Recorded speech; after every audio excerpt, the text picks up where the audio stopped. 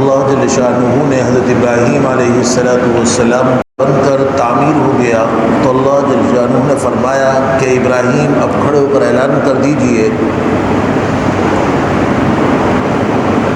کہ اللہ کا گھر بن چکا ہے، اس کی زیارت اور حج کے لیے پہنچو۔ حضرت ابراہیم علیہ السلام نے عرض کیا کہ مولا کریم اعلان تو میں کر دوں گا لیکن میری آواز پہنچے گی کہاں تک؟ اللہ تعالیٰ نے فرمایا کہ ابراہیم اعلان کرنا تمہارا کام ہے، آواز کو پہنچانا یہ ہمارا کام ہے۔ روایات میں آتا ہے کہ جب حضرت ابراہیم علیہ السلام نے اعلان فرمایا تو اس وقت روئے زمین پر جتنے لوگ موجود تھے ان کے کانوں تک یہ آواز پہنچی، اور جتنے بچے شکم مادر میں تھے ان کے کانوں تک یہ آواز پہنچی، اور جتنے لوگ عالم ارواح میں روحوں کی صورت میں تھے ان کے کانوں تک اللہ نے اس آواز کو پہنچایا۔ جس نے اس پر ایک مرتبہ لبیک کہا، جب بھی وہ دنیا میں آئے گا ایک مرتبہ حج کی توفیق ضرور ہوگی، اور جس نے اس پر 2 مرتبہ لبیک کہا اس کو 2 مرتبہ حرمین شریفین کی زیارت کی توفیق ہوگی، جس نے اس پر 10 مرتبہ لبیک کہا جب بھی دنیا میں آئے گا تو 10 مرتبہ وہاں کی حاضری کی توفیق ہوگی۔ تو اس لیے یہ فیصلہ تو بہت پہلے ہو چکا ہے کس کو وہاں بلانا ہے کس کو وہاں نہیں بلانا، آج اس کا ظہور ہو رہا ہے، اس واسطے اس پر اللہ کا جتنا شکر ادا کیا جائے کم ہے۔ حج اسلام کا وہ عظیم فریضہ ہے، اس کے بغیر ایمان مکمل نہیں ہوتا۔ حضور اکرم صلی اللہ علیہ وسلم تقریباً 13 سال مکہ مکرمہ میں اور 9 سال مدینہ طیبہ میں اس طرح گزار رہے ہیں کہ نمازیں بھی ادا کی جا رہی ہیں، روزہ بھی رکھے جا رہے ہیں، قربانی بھی ہو رہی ہے، جہاد اور تبلیغ کا عمل بھی جاری ہے، لیکن ابھی تک حج فرض ہونے کے بعد حج کی ادائیگی نہیں فرمائی، کیونکہ سن 8 ہجری کے اندر مکہ فتح ہوا، سن 9 کے اندر حضور اکرم صلی اللہ علیہ وسلم نے حضرت ابو بکر رضی اللہ تعالیٰ عنہ کو امیر حج بنا کر بھیجا، اور انہوں نے وہاں یہ اعلان فرمایا کہ اس سال کے بعد کوئی مشرک اور کافر حج کرنے نہیں آئے گا، اور بیت اللہ کا برہنہ طواف نہیں کیا جائے گا۔ اور جب سن 10 ہجری میں شرک اور کفر کے تمام آثار مٹ گئے تو حضور اکرم صلی اللہ علیہ وسلم بنفس نفیس تقریباً 1.25 لاکھ صحابہ کی معیت میں حج کے لیے تشریف لے گئے، اور جب آپ حجۃ الوداع ادا فرما رہے ہیں، 9 تاریخ کو میدان عرفات میں آیت اتر رہی ہے، الیوم اکملت لکم دینکم واتممت علیکم نعمتی ورضیت لکم الاسلام دینا۔ الیوم اکملت لکم دینکم، دین کو ہم نے مکمل کر دیا، اپنی نعمتوں کو تام کر دیا، ورضیت لکم الاسلام دینا، اور اسلام کو مذہب بنا کر ہم راضی ہو گئے۔ یہ اعلان اس وقت ہو رہا ہے جب آپ حج کی ادائیگی فرما رہے ہیں، تو اس لیے حضور اکرم صلی اللہ علیہ وسلم نے فرمایا حج فرض ہونے کے بعد اگر کوئی حج نہیں کرتا اور اس کی وفات ہو جاتی ہے تو پھر اللہ کو پرواہ نہیں کہ وہ یہودی ہو کر مر رہا ہے یا نصرانی ہو کر مر رہا ہے۔ تو اس واسطے آپ نے فرمایا حج فرض ہونے کے بعد حج کی ادائیگی کی جلدی فکر کرنی چاہیے، اور فضائل کے سلسلے میں حضور اکرم صلی اللہ علیہ وسلم کا ارشاد ہے، من حج للہ فلم یرفث ولم یفسق رجع کیوم ولدتہ امہ، جس نے حج اللہ کے لیے کیا اور اس کے اندر کوئی گناہ کا کام نہیں کیا، کوئی فسق و فجور نہیں کیا، جب وہ حج کر کر واپس لوٹتا ہے تو وہ ایسا پاک صاف ہوتا ہے جیسا کہ پیدائش کے دن تھا۔ اسی طرح فرمایا الحج المبرور فلیس جزاؤہ الا الجنہ، حج مبرور کا بدلہ سوائے جنت کے اور کچھ نہیں۔ تو اس لیے اس بات کی فکر کہ اللہ جل شانہ ہمیں حج مبرور کی سعادت سے مالا مال فرمائے اور ہماری وہاں کی حاضری اللہ کی بارگاہ میں قبول ہو، اس کی طرف سب سے زیادہ توجہ اور فکر کی ضرورت ہے۔ حاجی یہ خیال کرتا ہے کہ میں حج مبرور کروں گا اور آنے کے بعد بھی اس کا خیال ہوتا ہے کہ میرا حج مبرور ہوا ہے، لیکن حج مبرور کہتے کس کو ہے؟ اس کو سمجھ لیجیے، اختصاراً میں عرض کر دیتا ہوں کہ حج مبرور کی بنیادی 4 شرطیں ہیں۔ پہلی شرط یہ ہے کہ حج اللہ کے لیے کیا جائے، چنانچہ روایت میں فرمایا ہے کہ من حج للہ، جو حج اللہ کے لیے کیا جائے، اس سے مقصود صرف اللہ کو راضی کرنا ہو، اس سے مقصود اس فریضے کی ادائیگی ہو، وہاں سیر و سیاحت یا محض مقامات مقدسہ پر گھوم لینا مقصود نہ ہو، کوئی اور نام و نمود شہرت یا حاجی کے رہنا مقصود نہ ہو، بلکہ صرف یہ مقصود ہو کہ میرا اللہ مجھ سے راضی ہو جائے اور یہ فریضہ حج اللہ کی بارگاہ میں قبول ہو جائے۔ اگر کسی نے اس شرط کو پورا کیا تو سب سے اہم شرط کو پورا کیا، اور جس نے اس شرط کو ضائع کر دیا وہ ہے کہ سارے عمل کو برباد کر دیا۔ شیطان کی کوشش ہوتی ہے کہ حاجی کو میں حج سے پر جانے سے روک تو نہیں سکا، لیکن کم سے کم اتنا تو میں کر لوں، اس کی نیت کو بگاڑ دوں۔ تو اس واسطے مختلف خیالات وساوس کے اندر مبتلا کرتا ہے کہ کسی طریقے سے حج اس کا یہ برباد ہو جائے۔ اس کو معلوم ہے کہ حاجی جب میدان عرفات میں اللہ کے سامنے گڑ گڑائے گا تو اللہ جل شانہ اس کے تمام گناہ معاف فرما دیں گے۔ تو شیطان کی وہ ساری زندگی کی محنت وہ ایک ہی لمحے کے اندر ضائع ہو جائے گی۔ تو اس واسطے روایات میں آتا ہے کہ میدان عرفات میں جب اللہ جل شانہ کی طرف سے حاجیوں کی مغفرت کے فیصلے ہو رہے ہوتے ہیں تو شیطان اپنے سر پر مٹی ڈال رہا ہوتا ہے اور رو رہا اور پیٹ رہا ہوتا ہے، اپنے بال پھاڑ رہا ہوتا ہے جیسا اب میری تو ساری محنت برباد ہو۔ تو اس واسطے اس بات کی فکر، اس بات کا خیال رہے کہ حج کسی طریقے سے اللہ کے لیے کیا جائے اور وہ اس سے مقصود صرف اللہ کی خوشنودی۔ پہلی شرط میں نے عرض کی کہ حج اللہ کے لیے کیا جائے۔ اگر کسی نے اس شرط کو پورا کیا تو سب سے اہم شرط کو پورا کیا۔ انما الاعمال بالنیات، سارا مدار نیتوں پر ہے۔ لیکن اگر کسی نے خدا نخواستہ سے اس شرط کو فوت کر دیا تو اس کا مطلب یہ ہے کہ سارا عمل اس کا برباد ہو گیا۔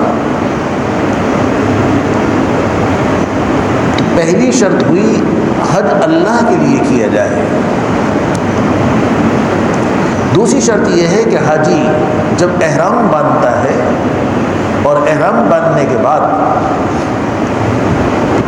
اس کے اوپر پابندیاں جو عائد ہوتی ہیں ان پابندیوں کی پوری رعایت کرے، ان پابندیوں کو پورا لحاظ رکھے۔ حاجی عام طور پر یہ تصور کرتے ہیں کہ صاحب اگر کوئی خلاف ورزی ہو جائے گی تو صدقہ دے دیں گے، دم دے دیں گے، کفارہ ادا کر دیں گے۔ یاد رکھیے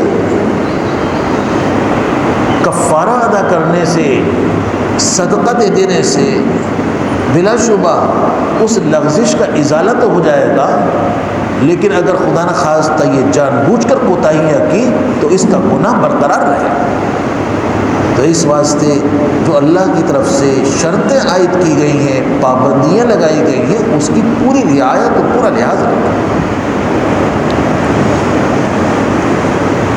حج مبرور کی تیسری شرط یہ ہے کہ کسی قسم کا کوئی گناہ نہ کیا جائے، زبان سے جھوٹ بول دیا، گالی دے دی، غیبت کر لی، کسی پر الزام تراشی کر لی، کسی کو دھوکہ دے دیا، آنکھوں سے بد نظری کر لی، یہ تمام گناہ ہر مسلمان جانتا ہے۔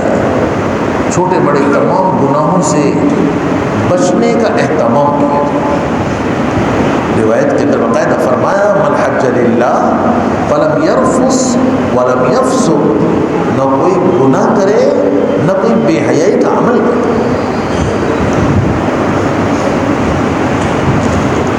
اور چوتھی شرط بیان فرمائی،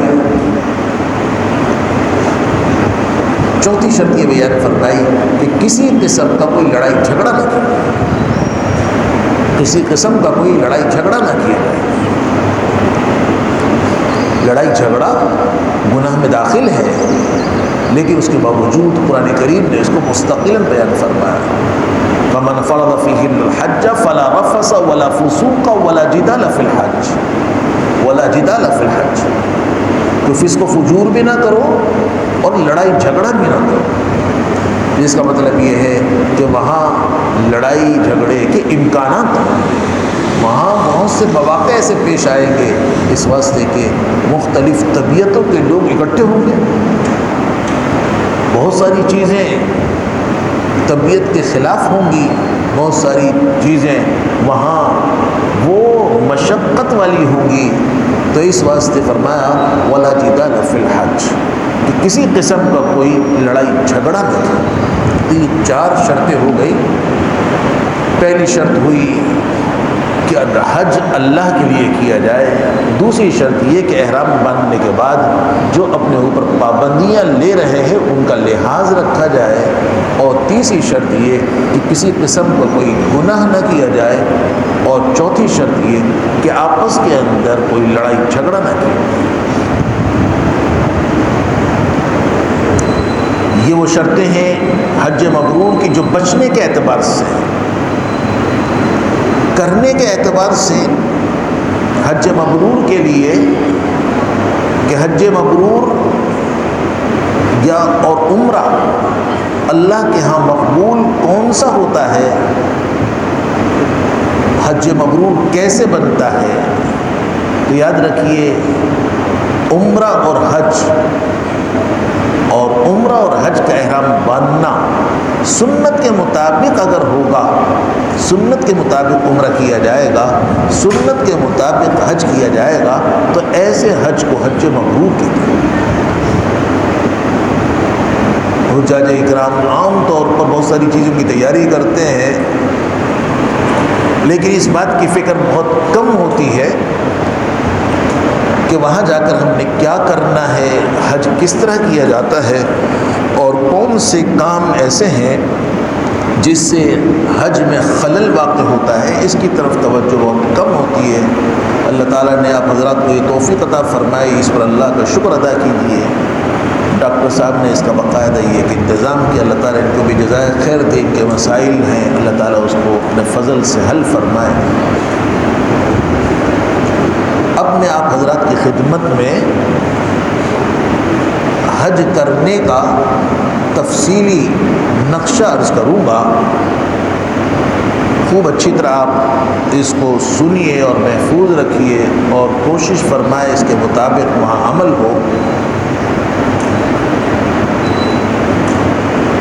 حج 3 طریقے سے کیا جاتا ہے، حج کرنے کے 3 طریقے ہیں، ان 3 طریقوں میں سے جس طریقے سے بھی حج ادا کر لیا جائے فریضہ حج ادا ہو جائے۔ البتہ کرنے کے اعتبار سے کچھ تھوڑا فرق ہے، اور فضیلت کے اعتبار سے بھی کچھ فرق ہے۔ پہلے میں ان تینوں کا خلاصہ عرض کر دوں گا، اور پھر اس کے بعد جس طریقے سے آپ نے حج کرنا ہے انشاءاللہ اس کا تفصیلی نقشہ عرض کروں گا۔ تو حج 3 طریقے پر کیا جاتا ہے۔ ایک حج کی قسم ہے، اس کو کہتے ہیں افراد۔ دوسری قسم ہے، اس کا نام ہے حج قران۔ تیسری قسم اس کا نام حج تمتع۔ حج افراد کا مطلب یہ ہوتا ہے کہ حاجی یہاں سے صرف حج کا احرام باندھ کر جائے، اس احرام میں عمرے کی نیت نہیں کرے گا۔ مکہ مکرمہ پہنچ کر اس احرام سے ایک طواف کرے گا، اس کو کہتے ہیں طواف قدوم، یہ سنت ہے۔ اب یہ احرام کی پابندیوں میں رہے گا یہاں تک کہ 8 ذی الحجہ کو منی جائے گا، 9 کو میدان عرفات حاضری ہوگی، رات مزدلفہ میں گزارے گا، اگلے دن 10ویں تاریخ کے کام کرنے کے بعد سر منڈوا کر اس کا یہ احرام کھلے گا۔ یہاں سے اس نے حج کی نیت سے احرام باندھا، اس کے اندر عمرے کی نیت نہیں کی، اور مکہ مکرمہ پہنچ کر اس سے اس نے صرف حج ادا کیا، اس میں عمرہ ادا نہیں کرے گا۔ اگر حج سے پہلے مدینہ طیبہ جانا ہے تو اسی احرام میں مدینہ طیبہ بھی جائے گا، اور احرام ہی کی حالت میں مدینہ طیبہ میں قیام رہے گا، اور وہاں سے واپسی اسی احرام کے اندر ہوگی۔ اس سے عمرہ ادا نہیں کرے گا، البتہ نفلی طواف کر سکتا ہے۔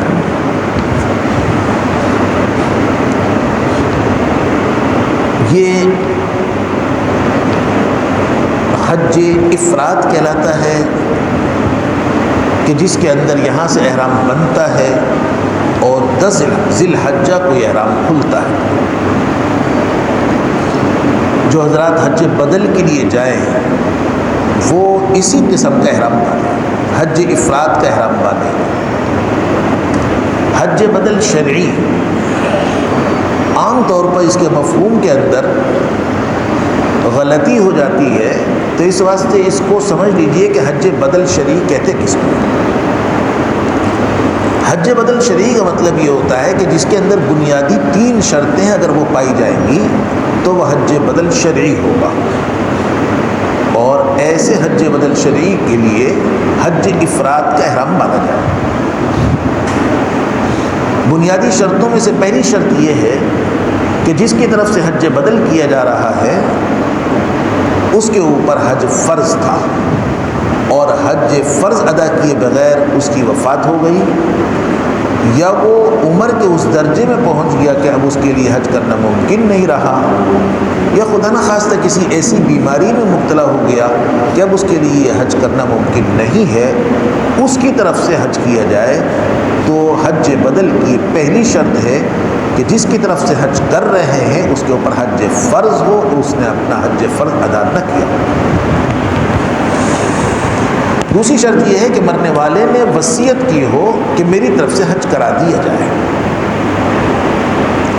اور تیسری شرط یہ ہے کہ آج حج پر جو پیسہ خرچ کیا جا رہا ہے سارا کا سارا اس کا ہو یا اکثر پیسہ اس کا ہو۔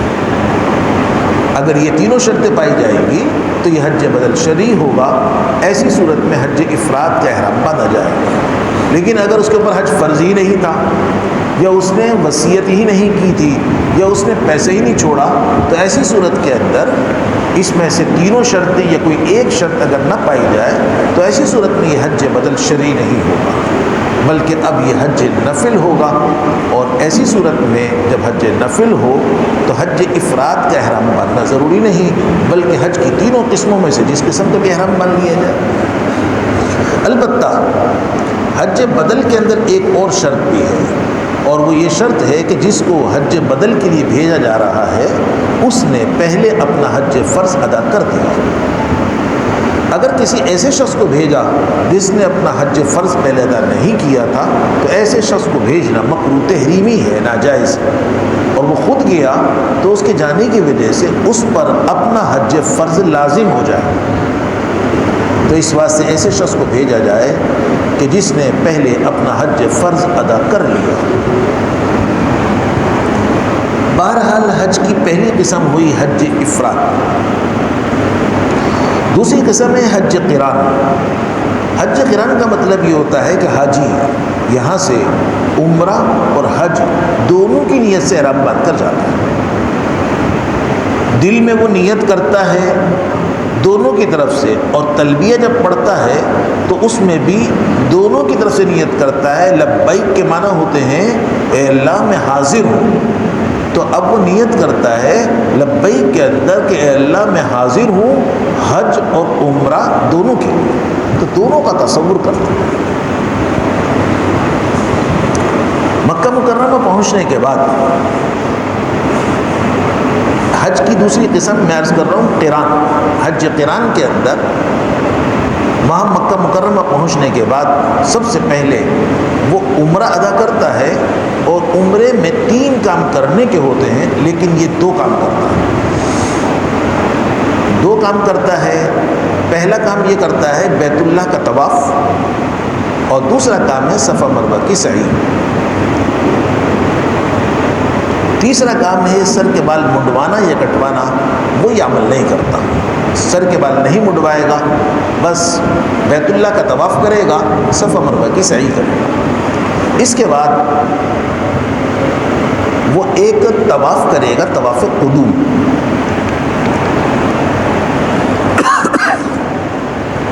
طواف قدوم کرے گا, اور اس کے بعد حج کی سعی کرے گا.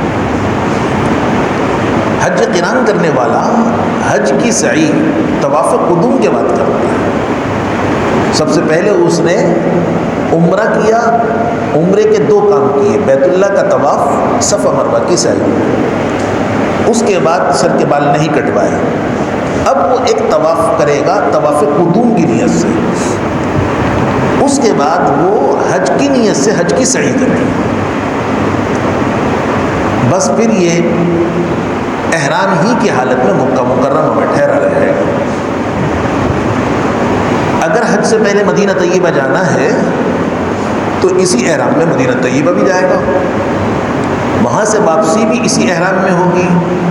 اس احرام سے مزید کوئی عمرہ نہیں کرے گا, البتہ نفلی طواف کر سکتا ہے, نفلی طواف کر سکتا ہے. یہاں تک کہ 8 ذی الحجہ کو منی جائے گا, 9 ذی الحجہ کو میدان عرفات حاضری ہوگی, رات مزدلفہ میں گزارے گا. اگلی دن 10ویں تاریخ کے کام کرنے کے بعد سر منڈوا کر اس کا یہ احرام کھلے گا. یہ کہلاتا ہے حج قران.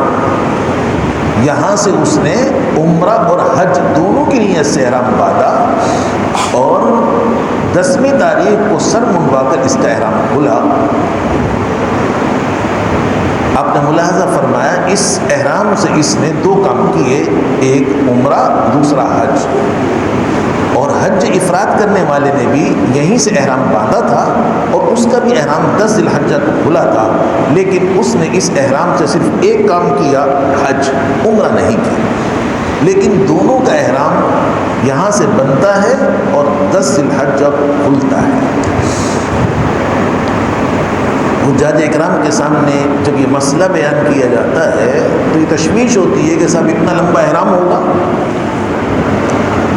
تو ایسی صورت میں ظاہر ہے کہ چادریں گندی اور میلی بھی ہو سکتی ہیں, ناپاک بھی ہو سکتی ہیں, غسل کی بھی ضرورت پیش آ سکتی ہے. تو پھر کیا, اس کو سمجھ لیجئے احرام بندے رہنے کا مطلب کیا ہوتا ہے. اگر آپ کی چادریں گندی میلی ہو جائیں بدل لیں, غسل کی ضرورت پیش آ جائے تو غسل کر لیں. چادریں بدلنے سے احرام میں کوئی خلل نہیں پڑتا, اور نہانے اور غسل کرنے سے بھی احرام میں کوئی خلل نہیں پڑتا. البتہ احرام بندہ رہنے کا مطلب یہ ہوتا ہے کہ احرام کی جو پابندیاں لگی تھیں وہ پابندیاں برقرار رہیں, وہ پابندیاں برقرار رہیں.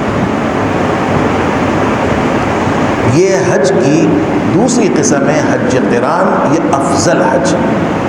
حضور اکرم صلی اللہ علیہ وسلم نے حج قران ہی فرمایا تھا. اگر آپ حضرات حج کے قریبی زمانے میں جانا ہو تو حج قران کا احرام باندھیں, یہ افضل حج. البتہ اس میں اتنی بات ضرور ہے کی خلاف ورزی ہو جاتی ہے تو ایسی صورت کے اندر عام حج میں ایک کفارہ ایک دم دینا پڑتا ہے، اس کے اندر 2 کفارے اور 2 دم دینے پڑتے ہیں۔ لیکن تھوڑی سی احتیاط کی جائے تو بہرحال اس فضیلت کو حاصل کیا جا سکتا ہے۔ تیسری قسم ہے حج کی حج تمتع۔ حج تمتع کا مطلب یہ ہوتا ہے کہ حاجی یہاں سے صرف عمرے کا احرام باندھ کر جاتا ہے، صرف عمرے کا احرام باندھ کر جائے گا اور مکہ مکرمہ پہنچ کر عمرہ ادا کرے گا اور عمرے کے 3 کام کرے گا۔ بیت اللہ کا طواف، صفا مروہ کی سعی کرے گا، اس کے بعد سر کے بال منڈوا لے گا یا کٹوا لے گا تو اس کا احرام کھل جائے گا۔ اب یہ احرام کی پابندیوں کے بغیر مکہ مکرمہ میں رہے گا یہاں تک کہ 8 ذی الحجہ کو حج کا احرام باندھے گا، مینا جائے گا، 9 کو میدان عرفات حاضری ہوگی، رات مزدلفہ میں گزارے گا، اگلے دن 10ویں تاریخ کے کام کرنے کے بعد اس کا سر منڈوا کر یہ احرام کھلے گا۔ ان دونوں کے مجموعے کا نام ہے حج تمتع۔ یہاں سے اس نے عمرے کا احرام باندھا، مکہ مکرمہ پہنچ کر عمرہ ادا کر کے احرام کھل گیا، اور 8 ذی الحجہ کو حج کا احرام باندھا، 10 ذی الحجہ کو 10 ذی الحجہ کے کام کرنے کے بعد یہ اس کا احرام کھل گیا۔ ان دونوں کا مجموعہ حج تمتع کہلاتا ہے۔ تو آپ نے ملاحظہ فرمایا کہ اس کے اندر بہت کم وقت کے لیے پابندی ہے، احرام کی پابندیاں بہت کم وقت کے لیے۔ تو اس واسطے ہمارے ہاں سے جانے والے حجاج اکرام عام طور پر حج تمتع ہی فرماتے ہیں۔ اگر حج سے پہلے مدینہ طیبہ جانا ہے تو ایسی صورت کے اندر بغیر احرام کے مدینہ طیبہ جائیں گے اور مدینہ طیبہ میں بھی بغیر احرام کے رہیں گے۔ البتہ حج سے پہلے مدینہ طیبہ سے جب مکہ مکرمہ آئیں گے تو احرام باندھ کر آئیں گے، اور احرام عمرے کا باندھیں گے۔ جیسے یہاں سے عمرے کا احرام بندھا تھا، اسی طرح مدینہ طیبہ سے عمرے کا احرام باندھ کر آئیں گے اور عمرہ ادا کریں گے، اور عمرے کے وہ 3 کام کریں گے، بیت اللہ کا طواف، صفا مروہ کی سعی اور سر کے بال منڈوا لیں گے، تو یہ دوسرا عمرہ ہو جائے گا۔ بہرحال حج تمتع اس کے اندر احرام کی پابندیاں بہت کم وقت کے لیے ہوتی ہیں، تو اس واسطے یہاں سے جانے والے حجاج اکرام حج تمتع ہی فرماتے ہیں۔ تو اسی کا تفصیلی نقشہ میں عرض کرتا ہوں کہ آپ نے جس دن آپ کی یہاں سے روانگی ہے، اس دن آپ احرام باندھنے کی تیاری فرما لیں۔ احرام باندھنے کی تیاری کا مطلب یہ ہے کہ غسل وغیرہ کرنا۔ احرام کے لیے غسل کرنا یہ سنت ہے، لیکن اگر بدن پاک ہو اور اجلت اور موقع نہ ہو تو وضو کر لینا بھی کافی ہے۔ تو ایسی صورت کے اندر وضو کر لینا بھی کافی ہے۔ تو اس کے لیے افضل یہ ہے، مسنون یہ ہے کہ آپ غسل کریں۔ غسل وغیرہ کرنے کے بعد اب آپ کے پاس 2 چادریں ہوں گی، 2.5 میٹر 3 میٹر کی، تو آپ ایک چادر باندھ لیں، دوسری چادر دونوں موڑوں پر لے کر اوڑھ لیں۔ باندھنے کا طریقہ یہ ہے کہ چادروں کو اس طرح لیں، چادر کو دونوں پلے اس طرح سامنے پکڑیں، بالکل سامنے پکڑ کر اب اس ایک پلے کو بالکل پیچھے تک لے جائیں، دوسرے پلے کو ادھر سے پیچھے تک لے جائیں۔ اب اس کو پلٹیں، گھمائیں، تو وہ چادر کسی جائے گی، ڈوری سی بن جائے گی۔ چادر جب بننے لگے تو ناف پر نہ رکھیں بلکہ اوپر رکھ کر باندھیں، اور ٹخنے کھلے رہیں۔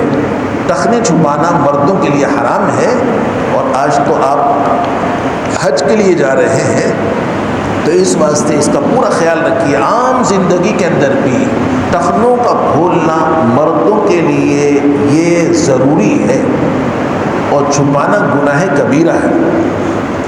گناہ کبیرہ کا مطلب یہ ہوتا ہے کہ جس پر شریعت نے کسی عذاب اور وعید کا ذکر کیا، چنانچہ اس گناہ پر وعید آئی ہے اور فرمایا کہ ما اسفل من الکعبین من الازار فی النار، جو حصہ ٹخنوں کا تہمت پاجامہ پتلون کے نیچے ہوگا وہ حصہ جہنم میں جائے گا، تو اس کو پکڑ کر جہنم میں ڈال دیا جائے گا۔ تو اس واسطے اس کا اہتمام فرمائیں کہ چادر کو آپ اس طرح باندھیں کہ ناف پر نہیں رکھیں گے، ناف کے اوپر رکھیں گے۔ ناف پر رکھیں گے، چلے پھریں گے تو چادر کھسکے گی، نیچے کا حصہ کھل جائے گا، اور نیچے کا حصہ، ناف کے نیچے کا حصہ یہ سطر ہے، لوگوں کے سامنے کھولنا جائز نہیں ہے۔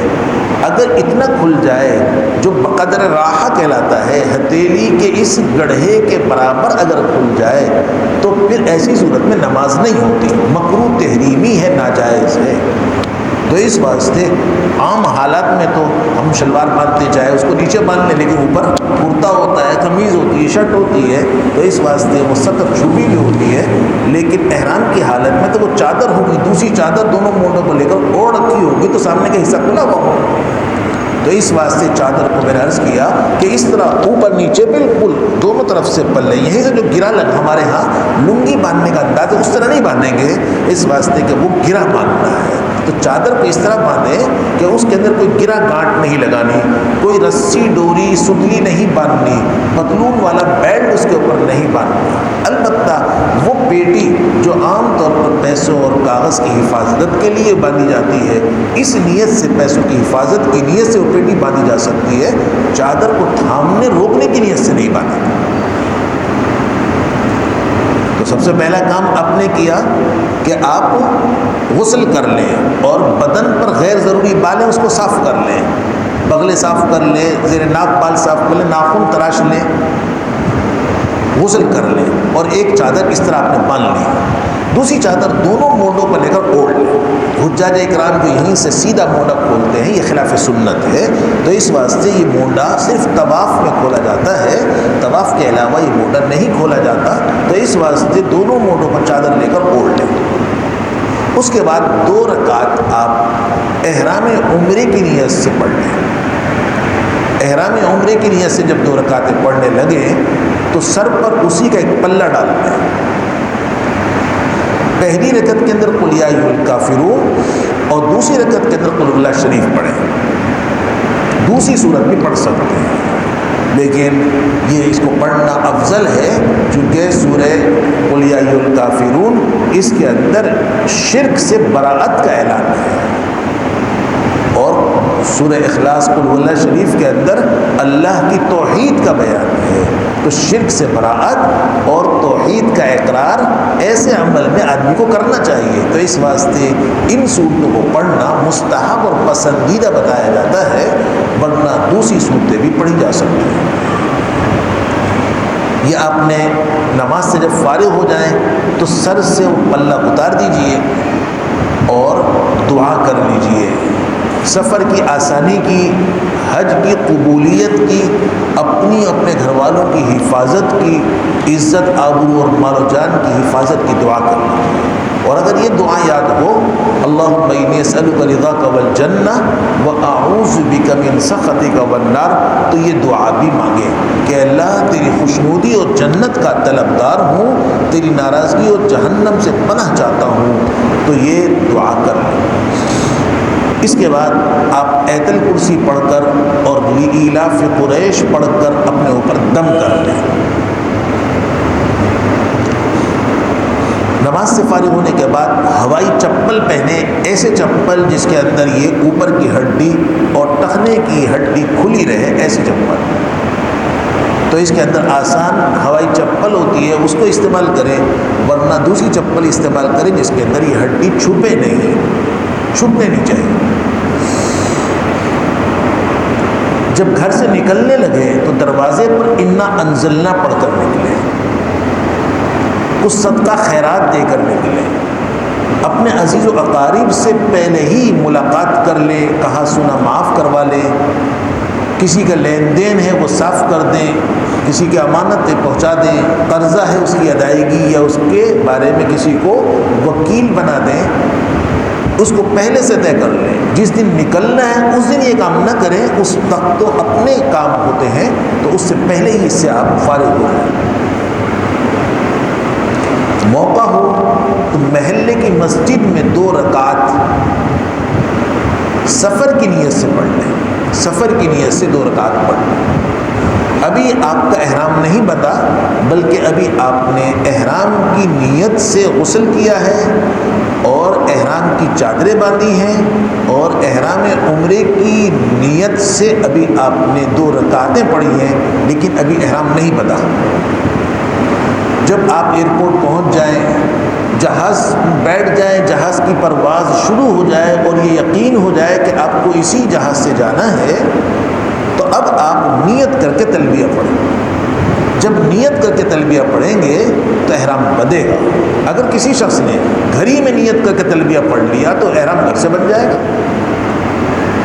لیکن یہ کہا جاتا ہے کہ جہاز کی پرواز جب شروع ہو جائے پھر نیت کر کے تلبیہ پڑھیں۔ یہ بات جو کہی جاتی ہے یہ انتظامی طور پر ہے، اس واسطے کہ بعض مرتبہ ایسا ہوتا ہے کہ آدمی ایئرپورٹ پہنچتا ہے، وہاں پتہ چلتا ہے کہ آج نہیں بعد میں جانا ہے، کل جانا ہے، کئی دن کے بعد جانا ہے، تو پہلے سے وہ احرام کی پابندی میں آ جائے، تو اس نسبت سے اس کو یہ بتایا جاتا ہے کہ بھائی جہاز کی پرواز شروع ہونے کے بعد نیت کر کے تلبیہ پڑھے، ورنہ نیت کر کے تلبیہ اگر کسی نے گھر میں پڑھ لیا تو ہی احرام بن جائے۔ نیت نام ہے دل کے ارادے کا، دل میں یہ ارادہ کریں کہ میں عمرے کا احرام باندھتا ہوں، اے اللہ اس کو آسان فرما، قبول فرما۔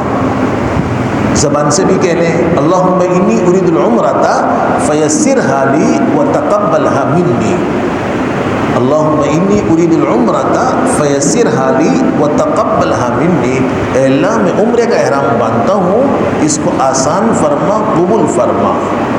عربی کے الفاظ یاد رہ جائیں تو اس سے نیت کر لیں، ورنہ اپنی اپنی زبان میں کر لیجئے۔ نیت کرنے کے بعد تلبیہ مرد بلند آواز سے 3 مرتبہ تلبیہ پڑھیں، لبیک اللہم لبیک، لبیک لا شریک لک لبیک، ان الحمد والنعمت لک والملک لا شریک لک۔ ان الفاظ کو خوب اچھی طرح یاد فرما لیں، بلند آواز سے 3 مرتبہ تلبیہ پڑھیں، اس کے بعد درود شریف پڑھیں۔ یہ آپ نے جب نیت کے تلبیہ پڑھ لیا، نیت کر کے تلبیہ پڑھ لیا تو یہ آپ کا احرام بن گیا۔ اسی طرح خواتین بھی، ان کو بھی احرام باندھنا ہے، وہ غسل وغیرہ کرنے کے بعد سلے ہوئے کپڑے پہنیں، جس رنگ کے چاہے سلے ہوئے کپڑے پہن لیں، سر پر ایک رومال باندھ لیں اور کوئی ڈھیلا ڈھالا برقع یا عبا اوڑھ لیں۔ پاک حالت میں ہیں نفلیں پڑھیں، پاک حالت میں نہیں ہیں تو ایسی صورت میں نفلیں نہ پڑھیں، بس وہ غسل وغیرہ کرنے کے بعد پاک حالت میں نہیں ہے تو ان کا غسل یہ پاکی کا غسل نہیں ہوگا، یہ نظافت اور تنشید کا، تازگی کا غسل ہوگا۔ غسل وغیرہ کریں، وہ بھی صاف ستھرے کپڑے پہنیں، لیکن نفلیں نہ پڑھیں۔ اسی طرح جو پاک حالت میں ہے وہ نفلیں پڑھیں گی، جیسے میں نے مرد کے بارے میں عرض کیا کہ اس طرح نفلیں پڑھیں، اس کے بعد صدقہ خیرات کر کے گھر سے روانہ ہوں۔ جہاز کی پرواز شروع ہونے کے بعد نیت کر کے تلبیہ وہ بھی پڑھیں۔ نیت کر کے تلبیہ پڑھنا سب کے لیے ضروری ہے، پاک حالت میں ہے تو بھی پڑھیں، پاک حالت میں نہیں ہے تو بھی نیت کر کے تلبیہ پڑھنا ضروری ہے، لیکن تلبیہ خواتین آہستہ آواز میں پڑھیں گی۔ نیت کر کے جب تلبیہ پڑھیں گے تو یہ احرام بن جائے گا اور احرام کی پابندیاں لگ جائیں گی۔ اب احرام کی پابندیاں سن لیجئے کہ احرام کی پابندی یہ لگ جائے گی کہ کسی قسم کا کوئی سلا ہوا کپڑا مرد نہیں پہنے گا، مرد سلا ہوا کپڑا کسی قسم کا نہیں پہنے گا، نہ بنیان پہنے، نہ انڈرویئر کچا استعمال کرے، نہ قمیص شلوار استعمال کرے۔ یہ ہے مردوں کی نہیں پابندی، خواتین تو سلے ہوئے کپڑے ہی پہنیں گے۔ اسی طرح ایک پابندی یہ لگ گئی کہ مردوں کا سر اور چہرہ کھلا رہے گا، دن رات سر اور چہرہ کھلا رہے گا۔ البتہ خواتین کا میں نے عرض کیا کہ وہ سر پر رومال باندھیں گی، چہرہ ان کا کھلا رہے گا، لیکن چہرہ کھلا رہنے کا مطلب، چہرہ کھلا رہنے کا مطلب ہرگز یہ نہیں ہے کہ پردہ نہیں کریں گے، پردہ ان کے لیے یہاں بھی ضروری ہے، وہاں زیادہ ضروری ہے۔ پردے کا اہتمام ان کو یہاں بھی کرنا چاہیے اور وہاں بھی اس کا خوب اہتمام کرنا چاہیے۔ تو اس واسطے ان کو چاہیے کہ سر پر کوئی ہیڈ نما چیز لگا کر نقاب لٹکا لیں، مردوں کا سامنا ہو نقاب لٹکا لیں، سامنا مردوں کا نہیں ہے نقاب اٹھا لیں۔ پردے کا اہتمام ان کو کرنا چاہیے، البتہ چہرے سے کپڑا مس نہ کریں، لگے نہیں۔ اسی طرح ایک پابندی یہ لگ گئی کہ کسی قسم کی کوئی خوشبو وغیرہ استعمال نہیں کریں گے۔ یہ پابندی مردوں کے لیے بھی ہے، خواتین کے لیے بھی ہے۔ تو اس واسطے نہ عطر استعمال کریں، نہ سینٹ استعمال کریں، نہ خوشبودار صابن استعمال کریں، نہ خوشبودار تیل وغیرہ استعمال کریں۔ خواتین خوشبودار میک اپ وغیرہ بھی استعمال نہ کریں، مہک والا کوئی مشروب اور پھل بھی استعمال نہ کریں، مشروب بھی استعمال نہ کریں۔ اسی طرح ایک پابندی یہ لگ گئی کہ کسی قسم کے بال نہ توڑیں گے، نہ نوچیں گے، نہ کاٹیں گے۔ اگر کسی نے ایک بال توڑا تو ایک مٹھی، دو بال توڑے تو 2 مٹھی، اور 3 بال توڑے تو 3 مٹھی گندم صدقہ کرنا واجب ہوگا۔ 3 سے زیادہ توڑے تو ایسی صورت میں 2.25 کلو گندم صدقہ کرنا واجب ہے۔ تو اس واسطے خواتین سر میں کنگھی وغیرہ نہ کریں، احرام کی حالت میں کنگھی نہ کریں۔ اسی طرح نہاتے دھوتے ہوئے جسم پر زور سے ہاتھ نہ ملیں، اس سے بال ٹوٹیں گے۔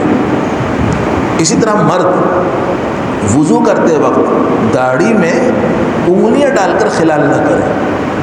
گھنی داڑھی جب ہوتی ہے تو اوپر سے پانی بہا لینا کافی ہوتا ہے، لیکن اگر گھنی داڑھی نہ ہو تو اندر تک پانی پہنچانا ہوتا ہے، جس کا طریقہ خلال کا یہ ہوتا ہے، اس طرح پکڑ کر انگلیوں سے کیا جاتا ہے، خلال اندر تک پانی پہنچاتے ہیں۔ لیکن احرام کی حالت میں اس طرح چلو میں پانی لے کر اس طرح کریں، اس طرح کریں، وہ پانی اندر تک پہنچ جائے۔ اسی طرح ایک پابندی یہ لگ گئی، کسی قسم کے کوئی ناخن وغیرہ نہیں کاٹیں گے، ناخن وغیرہ نہیں کاٹیں گے۔ اگر کسی نے ایک ناخن کاٹا تو 1.25 کلو گندم صدقہ کرنا واجب ہوگا۔ اگر کسی نے ایک ہاتھ کی 5 انگلیوں کے ناخن کاٹے تو 1 جانور ذبح کرنا واجب ہے۔ تو ناخن وغیرہ یہ پابندی مردوں کے لیے بھی خواتین کے لیے بھی ہے۔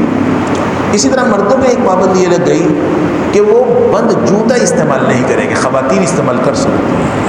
اسی طرح ایک پابندی مردوں کے لیے لگ گئی کہ وہ موزے اور دستانے استعمال نہیں کریں، خواتین کر سکتی ہیں۔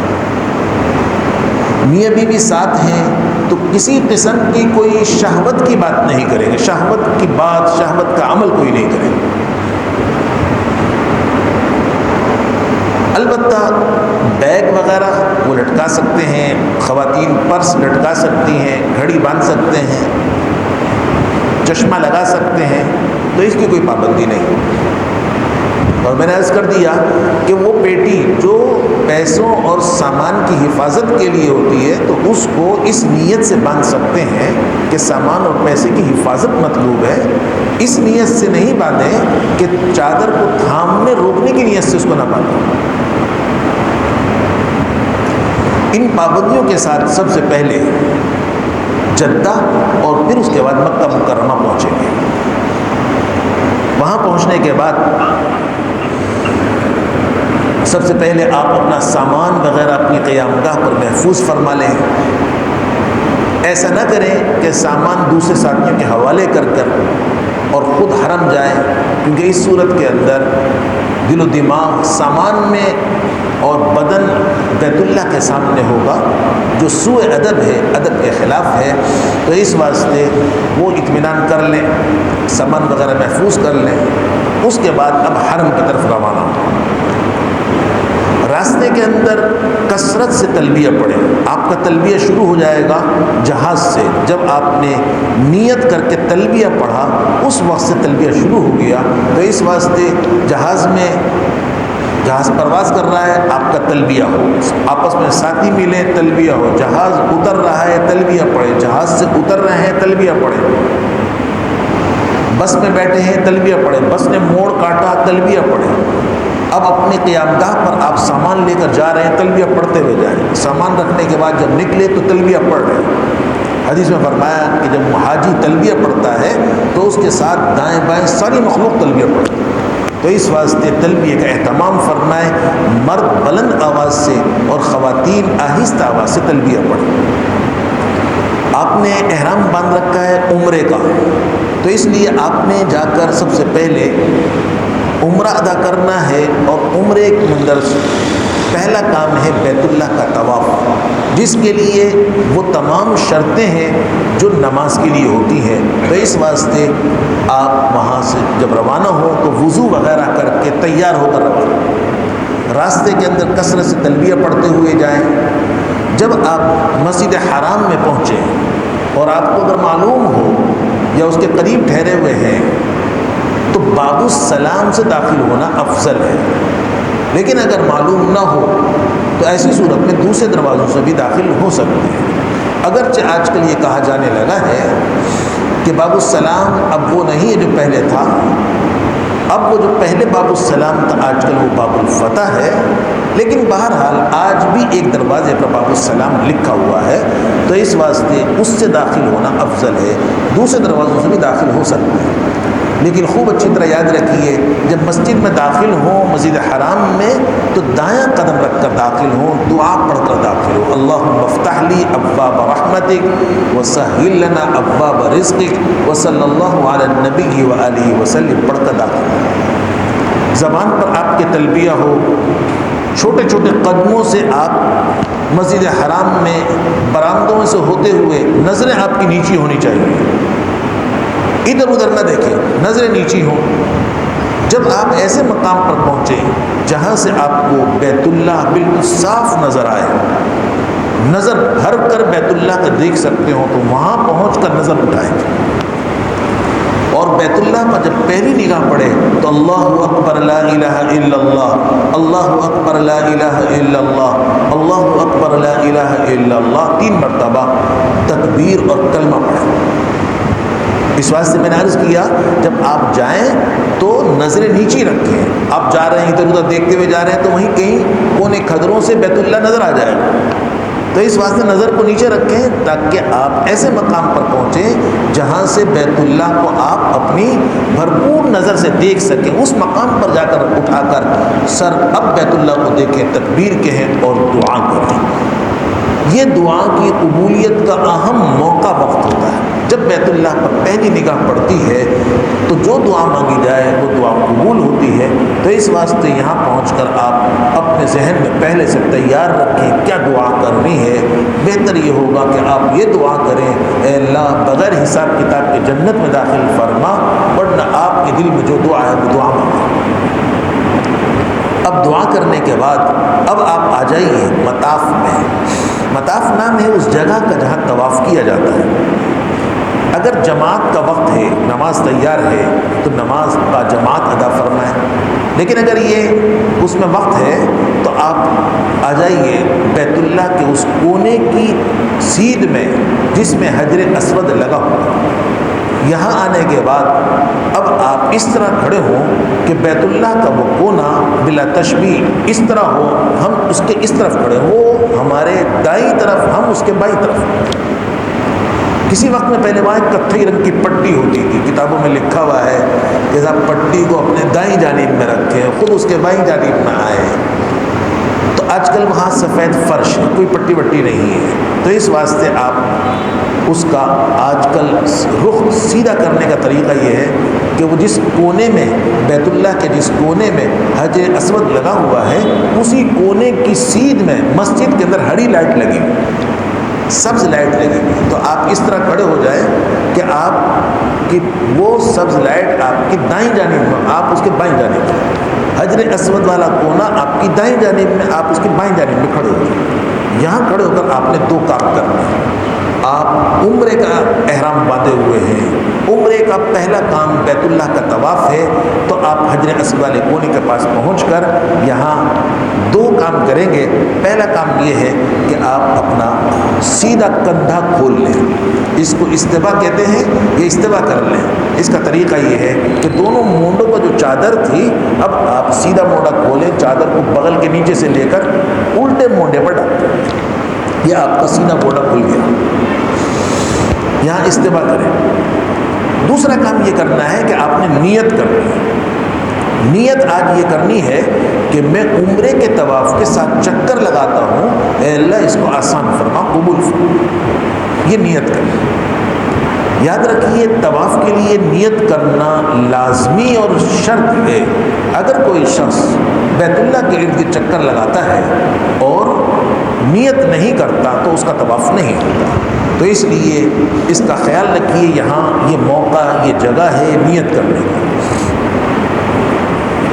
یہ دو کام کرنے کے بعد اب بالکل حجر اسود کی سیدھ میں آ جائے، اور سیدھ کا طریقہ یہ ہے، میں نے عرض کیا کہ وہ ہری لائٹ اس کے درمیان آپ آ کر کھڑے ہو جائیں کہ بالکل حجر اسود کی سیدھ میں آپ کا سینہ آ جائے۔ یہاں کھڑے ہو کر بھی دو کام آپ نے کرنے ہیں۔ پہلا کام ہے استقبال اور دوسرا کام ہے استلام۔ استقبال کا طریقہ سمجھ لیجئے، حجاج اکرام اس میں بہت غلطی کرتے ہیں۔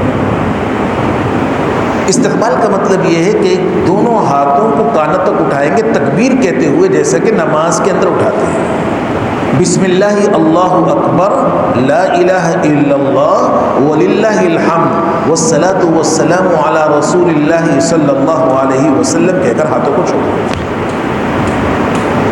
کانوں تک ہاتھ اٹھائے تکبیر کہتے ہوئے اور ہاتھوں کو چھوڑ دیا، یہ ہے استقبال۔ دوسرا کام ہے حجر اسود کا استلام، اور استلام کا طریقہ یہ ہوتا ہے کہ حجر اسود کا بوسہ لیا جائے یا حجر اسود کو ہاتھ لگا کر ہاتھوں کو چوما جائے، اور تیسری صورت یہ ہوتی ہے کہ دور سے اس طرح اشارہ کیا جائے گویا کہ حجر اسود پر ہاتھ لگا رہے ہیں، حجر اسود پر ہاتھ رکھ رہے ہیں۔ اگر آج آپ کو موقع ملتا ہے بوسہ لینے کا یا ہاتھ لگانے کا تو بوسہ نہ لیجئے، ہاتھ بھی نہ لگائیے، اس واسطے کہ حجر اسود پر لوگوں نے خوشبو ڈال رکھی ہے اور آپ ہیں احرام کی حالت میں، اور احرام کی حالت کے اندر خوشبو لگ جائے گی تو ایک دم دینا، ایک جانور ذبح کرنا واجب ہو جائے گا۔ تو اس واسطے آج آپ استلام جب کریں تو دور سے اسی طرح اشارہ کریں، بسم اللہ اللہ اکبر کہہ کر ہاتھوں کو چوم دیں، گویا کہ ہاتھ اس پر آپ رکھ رہے ہیں، اس طرح بسم اللہ اللہ اکبر کہہ کر ہاتھوں کو چوم، یہ استلام ہے۔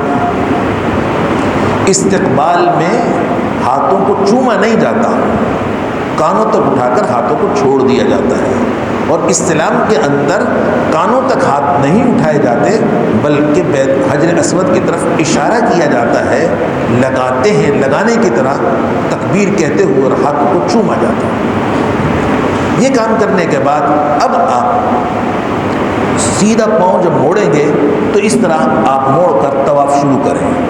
یاد رکھیے کہ ہر طواف کے اندر 7 چکر ہوتے ہیں، اور ہر چکر حجر اسود والے کونے سے شروع ہوتا ہے اور حجر اسود والے کونے پر ختم ہوتا ہے۔ آپ کر رہے ہیں عمرہ، اور عمرے کا پہلا کام بیت اللہ کا طواف، تو عمرے کے طواف کے پہلے 3 چکروں میں مرد رمل کریں گے۔ رمل کا مطلب یہ ہوتا ہے کہ ایڑی اٹھا کر پنجوں کے بل ذرا سینہ نکال کر پہلوانوں کی طرف اکڑ کر چلنا، بقیہ 4 چکر اطمینان سے کریں گے، خواتین 7 چکر اطمینان سے کریں گے۔ اور یاد رکھیے جب آپ حجر اسود والے کونے کے پاس سے گزریں تو چلتے چلتے حجر اسود کا استلام کریں۔ حجر اسود والے کونے سے پہلے بیت اللہ کا جو کونا ہے اس کو رکن یمانی کہتے ہیں، اس کا بھی استلام کیا جاتا ہے، اور اس کا طریقہ یہ ہوتا ہے کہ ہم یوں طواف کر رہے ہیں، یوں گھوم رہے ہیں، یہاں حجر اسود والا کونا ہے، یہاں آئے گا رکن یمانی، یہاں ہے رکن شامی، یہاں رکن عراقی۔ تو اب آپ یہ حجر اسود والے کونے سے پہلے والا رکن یمانی یوں گھوم رہے ہیں تو اس کے دونوں ہاتھ لگائیں گے، چلتے چلتے دونوں ہاتھ لگائیں گے، یا سیدھا ہاتھ لگائیں گے، الٹا ہاتھ نہیں لگائیں گے، دور سے اشارہ نہیں کریں گے، ہاتھ لگا کر ہاتھوں کو چومیں گے نہیں۔ چومنا صرف حجر اسود والے کونے کو ہے، اس کے استلام کے اندر ہے، رکن یمانی کو چومنا نہیں ہوتا۔ تو اس واسطے جب یہاں سے گزریں تو اس طرح دونوں ہاتھ لگائیں گے، سیدھا ہاتھ لگائیں، لیکن اس پر بھی لوگوں نے خوشبو ڈال رکھی ہوتی ہے. تو اس واسطے آج آپ احرام کی حالت میں ہیں, خوشبو لگنا آپ کے لیے منع ہے, تو اس واسطے ہاتھ نہ لگائیے. جب یہاں سے گزرے تو ربنا آتنا فی الدنیا حسنہ وفی الآخرۃ حسنہ وقنا عذاب النار پڑھتے ہوئے گزر جائیے. حضور اکرم صلی اللہ علیہ وسلم رکن یمانی کا بہت اہتمام سے استلام فرماتے تھے.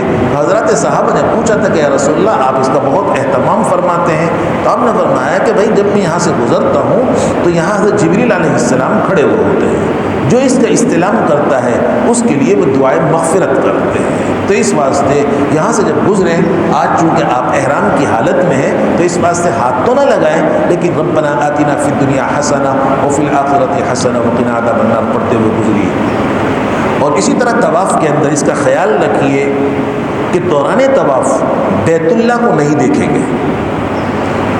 دوران طواف بیت اللہ کو دیکھنے سے بعض فقہا کے نزدیک تو طواف ہی باطل ہو جاتا ہے, طواف ختم ہو جاتا ہے. حنفیہ کے ہاں اگرچہ طواف باطل تو نہیں ہوتا لیکن کراہت پیدا ہوتی ہے. ہاں جب آپ حجر اسود کا استلام کریں گے اس وقت اس طرف دیکھیں گے, لیکن ویسے بیت اللہ کی طرف دوران طواف نہیں دیکھیں گے. اسی طرح دوران طواف بیت اللہ کی در و دیوار پردوں کو ہاتھ نہیں لگائیں گے. لوگوں کو عادت ہوتی ہے اس کو ہاتھ لگا دیا اس کو ہاتھ لگا دیا, جہاں دیکھا لوگ کھڑے ہوئے وہ بھی کھڑا ہو گیا. ایسا نہ کریں. 7 چکر جب آپ کے مکمل ہو جائیں اس کے بعد 8ویں مرتبہ حجر اسود کا کھڑے ہو کر ایک اور مرتبہ استلام کیجیے. پہلا استلام اور آخری استلام یہ سنت مؤکدہ ہے, اور بیچ کے استلام یہ سب مستحب ہے. یہ آپ کا عمرے کا پہلا کام بیت اللہ کا طواف ہو گیا. اس کے بعد آپ نے 3 کام کرنے ہیں جو ہر طواف کے بعد کرنے ہیں, چاہے وہ طواف عمرے کا ہو, چاہے طواف حج کا ہو, چاہے وہ نفلی طواف ہو. وہ 3 کام آپ نے ہر طواف کے بعد کرنے ہیں. تو اس میں سے پہلا کام ہے ملتزم پر دعا. ملتزم نام ہے بیت اللہ کے دروازے اور حجر اسود والے کونے کی درمیانی دیوار کی, اس کو کہتے ہیں ملتزم. اور اس پر دعا کرنے کا طریقہ یہ ہے کہ اس طرح اس سے سینہ چمٹا کر, ہاتھ پھیلا کر, اپنا چہرہ اس سے لگا کر وہاں دعا کی جاتی ہے. وہ دعا کی قبولیت کا اہم ترین موقع ہے. لیکن اس پر بھی لوگوں نے خوشبو ڈال رکھی ہوتی ہے. آج آپ احرام کی حالت میں ہیں تو اس واسطے اگر آپ کو موقع بھی ملے تو اس سے ہاتھ نہ لگائیے, بلکہ اس کے قرب و جوار میں جہاں کہیں جگہ مل جائے تو وہاں کھڑے ہو کر دعا کیجیے. بالکل اس کی سین میں کھڑے ہو جائیں, دعا کریں, اور خوب الہا زاری سے خلوص للہیت کے ساتھ دعا کیجیے. یہ دعا کی قبولیت کا اہم ترین موقع ہے. اس کے بعد ہے دوسرا کام مقام ابراہیم پر 2 رکعت ہے. مقام ابراہیم حضرت ابراہیم علیہ السلام کا نقش پا جو بالکل بیت اللہ کے قریب ہی نصب ہے, لگا ہوا ہے. تو یہاں آپ نے 2 رکعتیں پڑھنی ہے اور نیت کرنی ہے طواف کا 2 گانا. تحیۃ الطواف کہتے ہیں اس کو. طواف کی 2 رکعتیں. اس کے اندر پہلی رکعت کے اندر قل یا ایھا الکافرون اور دوسری رکعت کے اندر قل اللہ شریف پڑھیں. دوسری صورت بھی پڑھ سکتے ہیں, لیکن اس کا خیال رکھیے کہ اس طرح کھڑے ہوں کہ آپ کے اور بیت اللہ کے درمیان وہ مقام ابراہیم ہو. حجاج اکرام غفلت یہ کرتے ہیں, اس طرح کھڑے ہو جاتے ہیں کہ مقام ابراہیم کی طرف تو منہ کر لیتے ہیں, بیت اللہ سے منہ مڑ جاتا ہے. تو اس واسطے بیت اللہ, عین بیت اللہ کی طرف منہ ہونا لازمی ہے وہاں, تو وہاں اس کی طرف منہ ہونا ضروری ہے. لیکن اس کا خیال رکھیے مکروہ وقت نہ ہو. مکروہ وقت اگر ہے تو مکروہ وقت نکلنے کے بعد یہ 2 رکعتیں پڑھیں گے. مکروہ اوقات کہلاتے ہیں, 5 وقت مکروہ ہوتے ہیں. عصر کی نماز کے بعد سے لے کر مغرب تک, فجر کی نماز کے بعد سے لے کر سورج نکلنے تک 2 وقت یہ ہے کہ اس کے اندر آپ نفلیں نہیں پڑھیں گے. اور اسی طرح جب سورج نکل رہا ہو یا سورج ڈوب رہا ہو, اور تیسرا جب سورج بالکل استوا کا وقت, جو سر پر جسے کہتے ہیں سورج کو, تو یہ 5 وقت ہو گئے کہ سورج نکلنے کا وقت, سورج ڈوبنے کا وقت, جب سورج بالکل سر پر ہو, اور اسی طرح عصر کی نماز کے بعد سے لے کر مغرب تک, اور فجر کی نماز کے بعد سے لے کر سورج طلوع ہونے تک یہ مکروہ اوقات ہیں کہ اس کے اندر آپ کے نفل نہیں پڑیں گے. پڑھنا اس کا واجب ہے، کہتے اس کو نفل ہے، تو اس واسطے مکروہ اوقات کے اندر نہیں پڑھیں گے. تیسرا کام ہے زمزم پینا. وہاں ٹوٹیاں لگی ہوئی ہیں، کولر بھرے ہوئے ہوتے ہیں، تو آپ زمزم کا پانی لیں، بیت اللہ کی طرف منہ کر کے، قبلے کی طرف منہ کر کے کھڑے ہو جائیں اور خوب سیر ہو کر پئیں. بسم اللہ پڑھ کر پئیں. شروع میں بھی دعا کریں، آخر میں بھی دعا کریں، درمیان میں بھی دعا کریں، اپنے اوپر بھی پانی ڈالیں اور خوب سیر ہو کر پئیں. حدیث میں فرمایا کہ جب مومن سیر ہو کر پیتا ہے اور منافق چند گھونٹ سے اس کی آنتیں پھول جاتی ہیں، اور حدیث میں فرمایا کہ ماء زمزم لمن شرب لا، جس نیت سے زمزم پیا جائے گا وہ دعا قبول ہوگی. تو اس واسطے شروع میں بھی دعا کریں، درمیان میں بھی دعا کریں، آخر میں بھی دعا کریں. تو یہ تین کام ہیں: ملتزم پر دعا کرنا، مقام ابراہیم پر 2 رکعتیں پڑھنی اور زمزم پینا. یہ ہر طواف کے بعد آپ کو کام کرنا ہے. تو یہ آپ کا عمرے کا پہلا کام، بیت اللہ کا طواف اپنے 3 ضمنی کاموں کے ساتھ مکمل ہوا. اس کے بعد آپ نے دوسرا کام کرنا ہے سعی. انشاءاللہ نماز کے بعد بقیہ بات انشاءاللہ نماز کے بعد ہوگی، اور نماز کی تیاری فرما لیجیے. تک نہ جائیں، یہاں کھڑے ہو کر بیت اللہ کی طرف منہ کر کے اللہ کی حمد و ثنا بیان کیجیے. لا الہ الا اللہ وعلی کل شیء قدیر پڑھیں، دعا کیجیے. اس کے بعد نیت کیجیے کہ میں عمرے کے سعی کے 7 چکر لگاتا ہوں. سعی، عمرے کی سعی کے 7 چکر لگاتا ہوں، یہ نیت ہے. نیت کرنے کے بعد اب صفا سے مروہ کی طرف چلیں گے. بیچ میں 2 ہرے ستون آئیں گے، اس کے اندر مرد ذرا تیزی سے جھپٹ کر چلیں. جب ستون نکل جائیں تو اطمینان سے چلیں یہاں تک کہ مروہ پر پہنچ جائیں. مروہ پر اوپر تک نہ چڑھیں، تھوڑا سا چڑھیں، وہاں سے بیت اللہ نظر نہیں آتا، لیکن بیت اللہ کی طرف منہ کر کے اللہ کی حمد و ثنا بیان کیجیے، تکبیر و تحلیل کیجیے، دعا کیجیے. اس کے بعد مروہ سے صفا کی طرف آئیں گے. پھر بیچ میں ہرے ستون آئیں گے، ان کے اندر ذرا تیزی سے جھپٹ کر چلیں. خواتین اس پورے راستے میں اطمینان سے چلیں گی یہاں تک کہ صفا پر آ جائیں. صفا پر کھڑے ہو کر بیت اللہ کی طرف منہ کر کے اللہ کی حمد و ثنا پڑھیں اور دعا کیجیے. پھر صفا سے مروہ کی طرف، صفا سے مروہ 1 چکر، مروہ سے صفا دوسرا چکر. آتے ہوئے بھی اور جاتے ہوئے بھی صفا پر بھی دعا کرنی ہے اور مروہ پر بھی دعا کرنی ہے. اور آتے جاتے ہرے ستونوں کے درمیان مرد ذرا تیزی سے چلیں گے، خواتین اس پورے راستے میں اطمینان سے چلیں گے. مروہ پر پہنچ کر 7واں چکر مکمل ہو جائے گا. اب اس کے بعد 2 رکعتیں پڑھ لیں. یہ سعی کا 2 گانا کہلاتا ہے.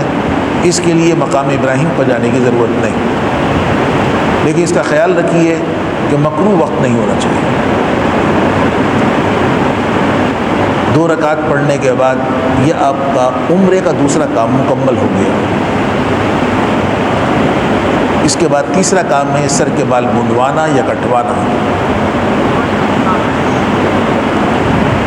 مردوں کے لیے منڈوانا افضل ہے، خواتین کے لیے کٹوانا ہی متعین ہے. تو اس واسطے حضور اکرم صلی اللہ علیہ وسلم نے سر منڈوانے والے کو کئی مرتبہ دعا دی، اللہم ارحم المحلقین. صحابہ نے عرض کیا کہ یا رسول اللہ کٹوانے والے کو؟ پھر آپ نے فرمایا اللہم ارحم المحلقین. پھر انہوں نے عرض کیا کہ کٹوانے والے کو دعا فرمائے، تو آخر میں آپ نے فرمایا اللہم ارحم المحلقین والمقصرین. تو اس واسطے مردوں کے لیے افضل یہ ہے کہ سر کے بال منڈوا لیں، اور منڈوانا کہتے ہیں اس طرح پھروانے کو یا ریزر وغیرہ سے صاف کرنا، اور کٹوانا کہتے ہیں کینچی سے کاٹنے کو. اسی طرح مشین سے کاٹنا بھی کاٹنا ہے، یہ قصر میں آتا ہے، یہ حلق میں نہیں آتا. البتہ خواتین کے لیے متعین ہے سر کے بال کٹوانا. اور مسئلہ سمجھ لیجیے، کٹوانے کا طریقہ یہ ہے کہ سر کے چوتھائی حصے کے بالوں میں سے ایک پورے کے برابر اس نشان سے تھوڑا سا بڑھا کر کاٹیں. البتہ پورے سر کے بالوں میں سے ایک ایک پورے ایک برابر بال کٹوانا یہ مسنون اور افضل ہے۔ تو اس واسطے خواتین کو چاہیے کہ سر کے بال کھول کر آگے لٹکا لیں یا پیچھے لٹکائیں، اور اس کے چھوٹے بڑے تمام بالوں میں سے ایک ایک پورے کے برابر بال کٹوائیں۔ خود کاٹ سکتی ہوں خود کاٹ لیں، خواتین آپس میں ایک دوسرے کے کاٹ لیں، اپنے کسی محرم سے کٹوا لیں، کسی نامحرم سے نہ کٹوائیں۔ جب یہ بال کٹ گئے تو یہ عمرے کا تیسرا کام مکمل ہو گیا۔ اس کے بعد نہا دھو کر سلے ہوئے کپڑے پہن لیں۔ اب احرام کی پابندیاں سب ختم ہو گئی۔ البتہ اس کا خیال رکھیے، جب نائی کی دکان پر بال کٹوانے کے لیے بیٹھے ہوئے ہوں تو اس وقت رش ہوتا ہے، حجاج کرام نمبر کے انتظار میں ہوتے ہیں، تو وہ وہیں ناخن کٹر سے ناخن کاٹنے لگتے ہیں یا اپنی مونچھیں درست کرنے لگ جاتے ہیں۔ یاد رکھیے، اگر کسی نے بال کٹوانے سے پہلے اپنے ایک ہاتھ کی 5 انگلیوں کے یا ایک پیر کی 5 انگلیوں کے ناخن کاٹ لیے تو ایک دم دینا، ایک جانور ذبح کرنا واجب ہو جائے۔ تو اس واسطے ضروری ہے پہلے سر کے بال کٹ جائے، اس کے بعد یہ اپنی مونچھیں درست کرنا ہے، یہ ناخن کاٹنے، یہ بعد میں کیا جائے۔ بہرحال جب آپ نے بال کٹوا لیے تو آپ کا یہ عمرہ مکمل ہو گیا۔ اب آپ سلے ہوئے کپڑے میں 8 ذی الحجہ تک بغیر احرام کی پابندیوں کے وہیں رہیں گے۔ اس دوران نفلی طواف کیجئے۔ نفلی طواف کرنے کا طریقہ یہ ہوتا ہے کہ آپ حجر اسود والے کونے کے پاس آ جائیے اور وہاں حجر اسود والے کونے کے پاس آ کر اس طرح کھڑے ہوں کہ وہ حجر اسود والا کونا آپ کے دائیں جانب میں ہو، آپ اس کی بائیں جانب میں۔ یہاں کھڑے ہو کر نیت کریں کہ میں طواف کے 7 چکر لگاتا ہوں۔ اس کے بعد بالکل سیدھ میں آ جائیں اور وہی 2 کام کریں، استقبال اور استلام۔ استقبال کا طریقہ یہ کہ کانوں تک ہاتھ اٹھا کر بسم اللہ اللہ اکبر لا الہ الا اللہ وللہ الحمد والصلاۃ والسلام علی رسول اللہ صلی اللہ علیہ وسلم کے اگر ہاتھ چھوڑ دیں، یہ استقبال ہو گیا۔ اس کے بعد استلام کریں۔ اگر آج آپ کو موقع ملتا ہے تو بوسہ لیجئے یا ہاتھ لگا کر ہاتھوں کو چومیے، لیکن اس کا خیال رکھیے کہ کسی مسلمان کو دھکا مکہ دے کر تکلیف پہنچا کر ہرگز یہ عمل نہ کیجیے، اس واسطے کہ حجر اسود کا بوسہ لینا یہ مستحب عمل ہے۔ مسلمان کو تکلیف پہنچانا یہ حرام ہے۔ کسی حرام کا کام، حرام کا ارتکاب کر کے مستحب کو حاصل کرنا کوئی دانش مندی نہیں۔ پھر آپ 7 چکر لگائیں، ہر چکر کے اندر حجر اسود کا استلام کیجیے، اور حجر اسود والے کونے سے پہلے رکن یمانی ہے، اس کا بھی استلام کیجیے۔ اور اس کے استلام کا طریقہ میں نے عرض کیا، استلام اس طرح کریں گے کہ آپ یوں گھوم رہے ہیں، یہاں حجر اسود والا کونا آئے گا، اس سے پہلے رکن یمانی، چلتے ہوئے دونوں ہاتھ لگائیں یا دایاں ہاتھ لگائیں، سیدھا ہاتھ، ہاتھوں کو چومیں گے نہیں، دور سے اشارہ کر کر ہاتھوں کو چومیں گے نہیں، الٹا ہاتھ بھی نہیں لگائیں گے۔ موقع مل جائے دونوں ہاتھ لگائیں یا سیدھا ہاتھ لگائیں، ہاتھوں کو چومیں گے نہیں۔ یہ رکن یمانی ہے جو حجر اسود والے کونے سے پہلے والا کونا ہے۔ 7 چکر مکمل ہو جائیں تو اس کے بعد اب 8ویں مرتبہ استلام کیجیے، اور اس کے بعد وہی 3 کام آپ نے کرنے ہیں۔ ملتزم پر دعا، مقام ابراہیم پر 2 رکعتیں، اور زمزم کا پانی پئیں۔ یہ آپ کا نفلی طواف ہو گیا۔ کوشش کیجئے نفلی طواف کثرت سے کریں، ہر نماز کے بعد ہو سکتا ہے ہر نماز کے بعد کریں، ورنہ کم سے کم 3 نمازوں کے بعد اس کا اہتمام فرمائیں۔ فجر کی نماز کے بعد، عصر کی نماز کے بعد اور عشاء کی نماز کے بعد نفلی طواف کا اہتمام فرمائیے، یہاں تک کہ آپ 8 ذی الحجہ کو، اگر آپ نے مدینہ طیبہ حج سے پہلے جانا ہے تو ایسی صورت کے اندر آپ مدینہ طیبہ جائیں گے، واپسی جب مدینہ طیب سے ہوگی تو احرام باندھ کر آپ آئیں گے۔ جیسے یہاں سے احرام باندھ کر گئے تھے، اسی طرح عمرے کا احرام باندھ کر جائیں گے، اور پھر آ کر آپ عمرہ ادا کریں گے۔ عمرے کے وہی 3 کام کریں گے، بیت اللہ کا طواف، صفا مروہ کی سعی، اور سر کے بال منڈوا لیں گے۔ ہرگز یہ کوئی خیال نہ کرے کہ صاحب سر پر تو بال ہی نہیں ہے۔ یاد رکھیے، اگر سر پر باریک بال ہو یا بالکل بال نہ ہو تو ایسی صورت کے اندر اس طرح کروانا واجب ہے۔ جب آپ نے یہ کام کر لیا تو آپ کا یہ دوسرا عمرہ ہو گیا۔ اب 8 ذی الحجہ تک بغیر احرام کی پابندیوں کے آپ ٹھہرے رہیں گے۔ 8 ذی الحجہ کو آپ نے حج کا احرام باندھنا ہے۔ حج کا احرام باندھنے کے 2 طریقے ہیں۔ ایک اس کے اندر سے طریقہ افضل طریقہ ہے، اور وہ یہ ہے کہ 8 ذی الحجہ کو آپ احرام کی چادریں اپنے ساتھ لے کر چلے جائیں، یا احرام کی چادریں باندھ کر حرم میں آ جائیں، آ کر ایک نفلی طواف کریں جو سادے طریقے پر ہوگا، جس کا طریقہ میں نے ابھی عرض کیا۔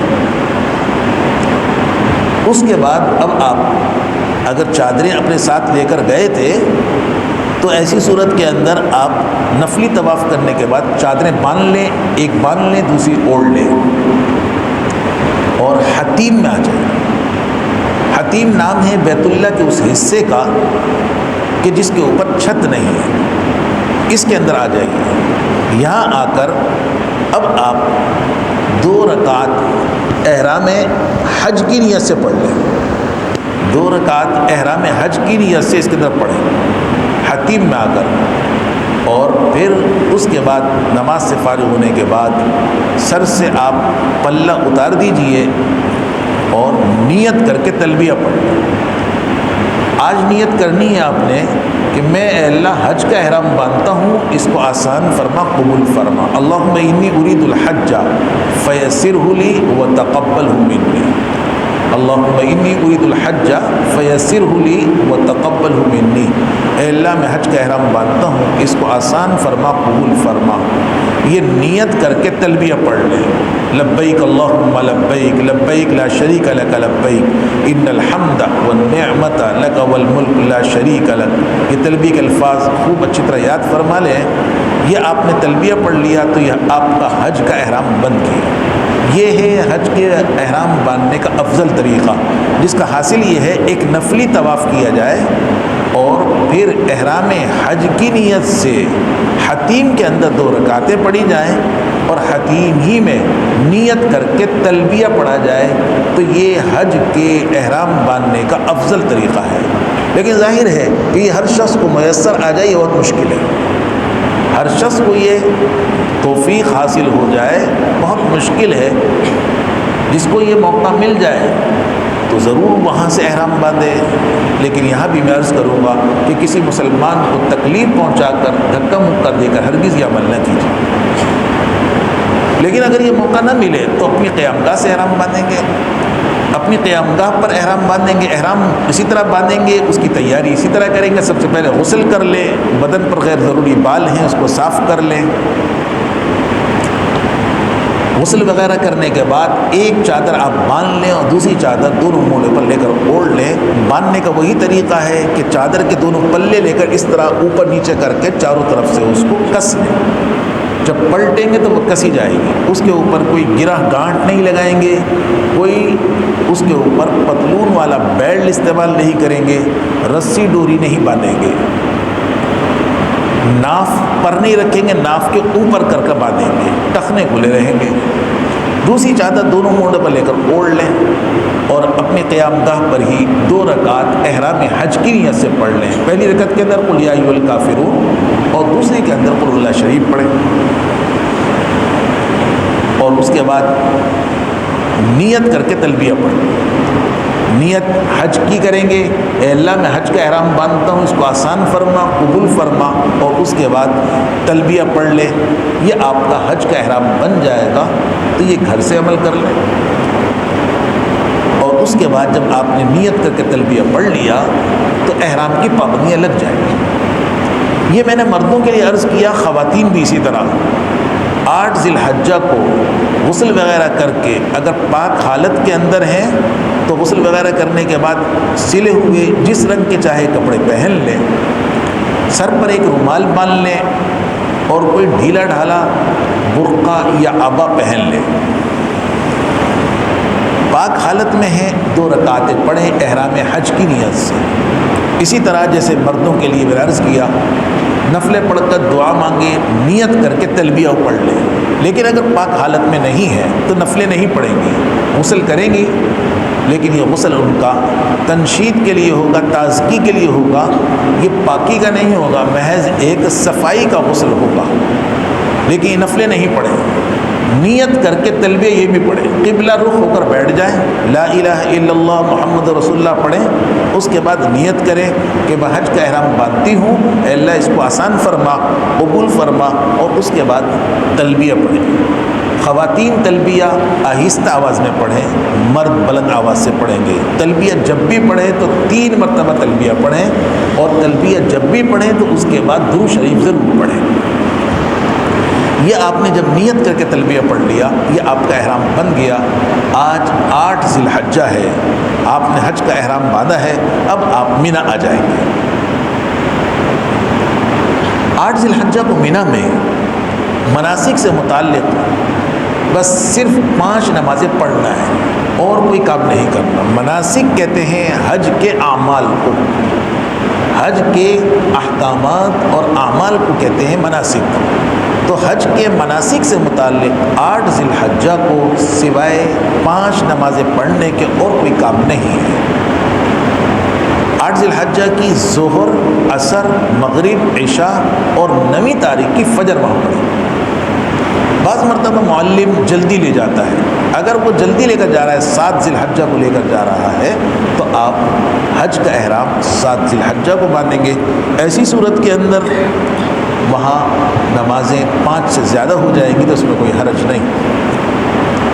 لیکن مسنون طریقہ یہ ہے کہ 8 ذی الحجہ کو صبح فجر کی نماز کے بعد، سورج چڑھنے کے بعد منی کے لیے روانہ ہو۔ آپ نے وہاں 5 نمازیں پڑھ لی۔ اگلا دن 9ویں تاریخ ہے، ذی الحجہ کی 9ویں تاریخ۔ ذی الحجہ کی 9ویں تاریخ کو میدان عرفات میں حاضری، میدان عرفات کا وقوف حج کا سب سے بڑا فریضہ ہے، سب سے بڑا فریضہ ہے۔ لہذا وہاں آپ نے کیا کام کرنے ہیں اس کو ذرا توجہ سے سن لیجئے۔ میدان عرفات کے اندر پہنچتے پہنچتے ظہر ہو جائے، ظہر کے قریب پہنچیں گے آپ۔ وہاں پہنچنے کے بعد سب سے پہلا کام یہ ہے وقوف عرفات کی نیت سے غسل کرنا۔ وقوف کے لیے غسل کرنا مسنون اور مستحب پسندیدہ ہے، تو اس واسطے غسل کر لیں۔ وہاں حمام بنے ہوئے غسل خانے، وہاں جا کر وہ نہا لیں، وہ زیادہ وقت اس میں نہ لگائیں۔ پہلا کام یہ کریں۔ دوسرا کام یہ ہے کہ میدان عرفات کی مسجد، مشہور مسجد نمرہ، اللہ کا حکم آج 9ویں تاریخ کو یہ ہے کہ اگر کوئی شخص مسجد نمرہ کے امام صاحب کی امامت میں نماز پڑھتا ہے تو ظہر اور عصر کی نماز ظہر کے وقت میں ملا کر پڑھے گا۔ مسجد نمرہ کے امام صاحب کی اقتداء کا مطلب یہ ہے، یعنی امیر حج کے پیچھے، امیر حج کی اقتداء میں اگر کوئی نماز پڑھتا ہے تو ظہر اور عصر کی نماز ملا کر ظہر کے وقت میں پڑھے گا۔ لیکن اگر کوئی امام حج کے پیچھے یعنی مسجد نمرہ کے امام صاحب کی اقتداء میں نماز نہیں پڑھتا تو ایسی صورت کے اندر ظہر کی نماز ظہر کے وقت میں اور عصر کی نماز عصر کے وقت میں۔ تو یہ ہے طریقہ، یہ شرعی حکم ہے۔ لیکن آپ حضرات سے درخواست یہ ہے کہ آپ حضرات مسجد نمرہ تشریف نہ لے جائیں۔ وجہ اس کی یہ ہے کہ جاتے وقت تو کوئی پریشانی کی بات نہیں ہوتی، سارے لوگ جا رہے ہیں، آواز آ رہی ہے، سامنے مسجد ہے، لوگ وہاں کسی طرح پہنچ جاتے ہیں۔ لیکن جب واپسی ہوتی ہے تو واپسی کے اندر انتہائی شدید گرمی کا وقت ہوتا ہے، اور ہمارے یہاں سے جانے والے عام طور پر حجاج اکرام جسم کے اعتبار سے کمزور ہوتے ہیں، عمر رسید بھی ہوتے ہیں، رش بے پناہ ہوتا ہے۔ جب وہاں سے واپس نکلتے ہیں تو پھر وہ رش کی وجہ سے کوئی گر پڑ جاتا ہے، اور خیمے سارے ایک ہی طرح کے ہیں، خیمہ بھول جاتا ہے، جس کا نتیجہ یہ نکلتا ہے کہ وہ بیچارہ خود بھی پریشان ہوتا ہے اور ساتھی بھی پریشان ہوتے ہیں، اور جو کام دل جمی سے کرنے کا ہوتا ہے وہ متاثر ہوتا ہے۔ تو اس واسطے درخواست یہ ہے کہ آپ حضرات اپنی نماز اپنے خیمے میں جماعت سے ادا فرمائیں، اور جب اپنی نماز اپنے خیمے میں نماز ادا فرمائیں گے تو ظہر کی نماز ظہر کے وقت میں اور عصر کی نماز عصر کے وقت میں جماعت سے ادا فرمائیں۔ یہ تو مشورتاً بات ہے، لیکن وہاں مسئلہ بھی ہے، خاص طور پر حنفی حضرات کے لیے وہاں مسئلہ بھی درپیش ہے۔ مسئلہ یہ ہے کہ مسجد نمرہ کے امام صاحب عام طور پر مکہ مکرمہ کے ہوتے ہیں، یعنی مقیم ہوتے ہیں، اور مقیم ہونے کے باوجود وہ ظہر کی نماز 4 رکعت کے بجائے 2 رکعت پڑھتے ہیں۔ ہوگا ایک جانور ذبح کرنا واجب ہوگا۔ اسی طرح بڑے عمر کے حضرات وہ کنکری خود ماریں، اگر کسی نے خود کنکری نہیں ماری تو ایک دم دینا واجب ہوگا۔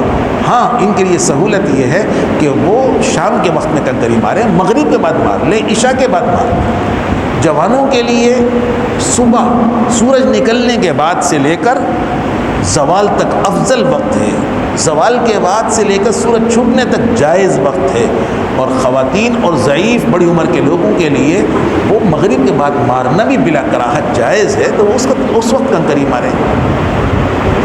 یہ ہے 10ویں تاریخ کا پہلا کام۔ 10ویں تاریخ کا دوسرا کام یہ ہے کہ آپ نے قربانی کرنی ہے۔ حج تمتع کرنے والا اور حج قران کرنے والا، اس کے اوپر دم شکر حج کی قربانی واجب ہوتی ہے۔ اگر کوئی حج افراد کر رہا ہے تو اس کے اوپر قربانی حج کی واجب نہیں، وہ ساتھ ہے تو وہ کر لے، وہ نفلی قربانی ہوگی۔ لیکن قربانی کے سلسلے میں یہ یاد رکھیے، قربانی ٹوکن کے ذریعے سے یا کمپنی یا بینک کی معرفت نہ کروائے، وہ قابل بھروسہ نہیں ہوتی، کیونکہ وہ جو وقت دیتے اس کے پابند نہیں ہوتے۔ ہمیں وقت دیا انہوں نے 2 بجے آپ کی قربانی ہو جائے گی، آپ نے یہ سمجھ کر کہ ہماری قربانی ہو گئی ہے، 3 بجے سر کے بال بڑھوا لیے، پتہ چلا کہ قربانی آج نہیں کل ہوگی، تو آپ پر ایک دم دینا واجب ہو جائے گا۔ اسی طرح وہ تو جو قربانی کا جانور ذبح کرتے ہیں تو وہ لاٹ کی لاٹ خریدتے ہیں، نہیں معلوم ہماری طرف سے جو جانور ذبح کیا جا رہا ہے اس کے اندر قربانی کی شرطیں پوری پائی جا رہی نہیں پائی جا رہی۔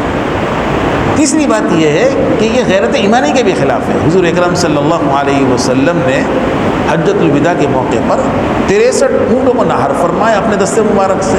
ہم آج ایک بکرے اور دمبے کے لیے ایک کمپنی اور بینک کا سہارا لیں تو اس واسطے یہ غیرت ایمانی کے بھی خلاف ہے۔ یاد رکھیے، قربانی جب آپ کریں تو اس میں نیت کریں کہ میں حج کی قربانی کر رہا ہوں، مال کی قربانی نہیں، بلکہ نیت کریں میں دم شکر حج کی قربانی کر رہا ہوں۔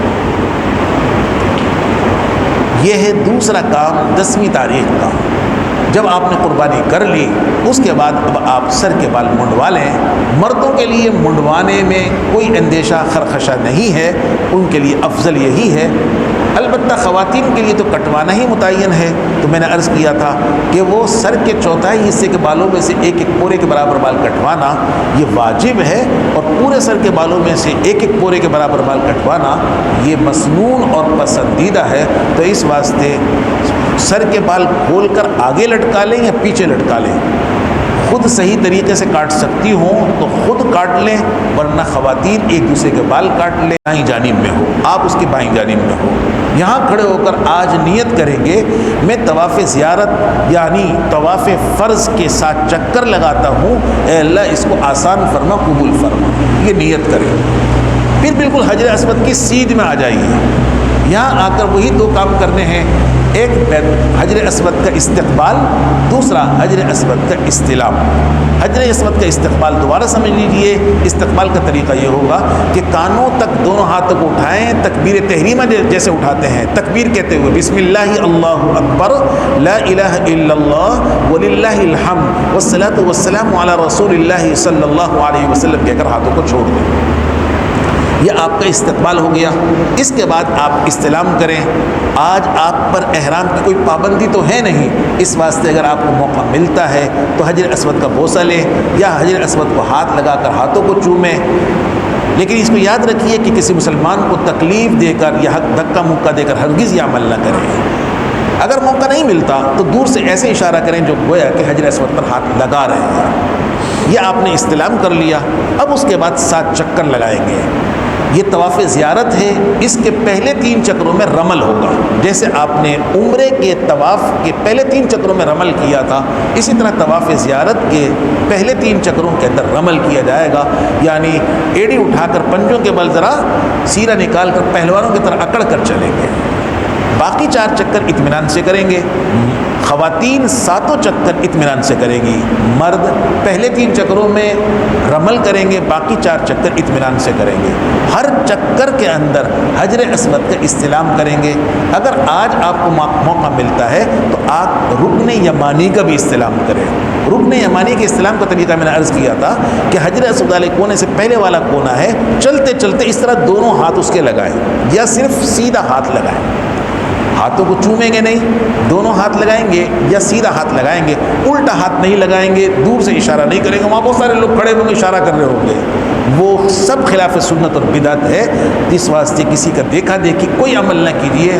عمل کیا کرنا ہے خوب اچھی طرح اس کو سمجھ لیجیے کہ اس کا استلام کا طریقہ یہ ہوتا ہے کہ دونوں ہاتھ لگائیں گے یا سیدھا یوں گھوم رہے ہیں، گھومتے گھومتے یوں ہاتھ لگایا یا سیدھا ہاتھ لگایا، ہاتھوں کو چوما نہیں. اور اگر موقع نہیں ہے تو ربنا آتنا فی الدنیا حسنہ وفی الآخرۃ حسنہ وقنا عذاب النار پڑھتے ہوئے گزر جائیے. 7 چکر جب آپ کے مکمل ہو جائے، لیکن یاد رکھیے دوران طواف بیت اللہ کو نہیں دیکھیں گے، بیت اللہ کی در و دیوار کو ہاتھ نہیں لگائیں گے، ہاتھ میں کتابیں لے کر دعا نہیں پڑھیں گے. جو آپ کو دعائیں زبانی یاد ہے اسی سے اللہ سے مانگیں. 7 چکر جب آپ کے مکمل ہو گئے، 8ویں مرتبہ استلام کریں. یہ آپ کا طواف زیارت مکمل ہو گیا. بیوی جو حرام تھی وہ بھی حلال ہو گئی. اس کے بعد آپ نے وہی 3 ضمنی کام کرنے ہیں جو ہر طواف کے بعد کرنے ہیں. ملتزم پر دعا، میں نے عرض کیا کہ ملتزم نام ہے بیت اللہ کے دروازے اور حجر اسود والے کونے کی درمیانی دیوار کا. آج اگر آپ کو موقع ملتا ہے تو اس سے اس طرح چمٹ کر سینہ لگائیں، ہاتھ پھیلا کر اس سے منہ لگا کر پھر دعا کریں. یہ دعا کی قبولیت کا اہم ترین موقع ہے. لیکن یہاں بھی میں عرض کروں گا کہ کسی کو دھکا موقع دے کر تکلیف پہنچا کر ہرگز یہ عمل نہ کریں. اس کا آسان طریقہ یہ ہوتا ہے کہ لوگ کھڑے ہوئے ہوتے ہیں، آپ ان کے پیچھے کھڑے ہو جائیں، وہ ہٹے گا، آپ کا نمبر آ جائے گا. دھکا دیں گے وہ بھی اور خود بھی دور جائے گا، کسی کا نمبر نہیں آئے گا، گناہ بھی ہوگا.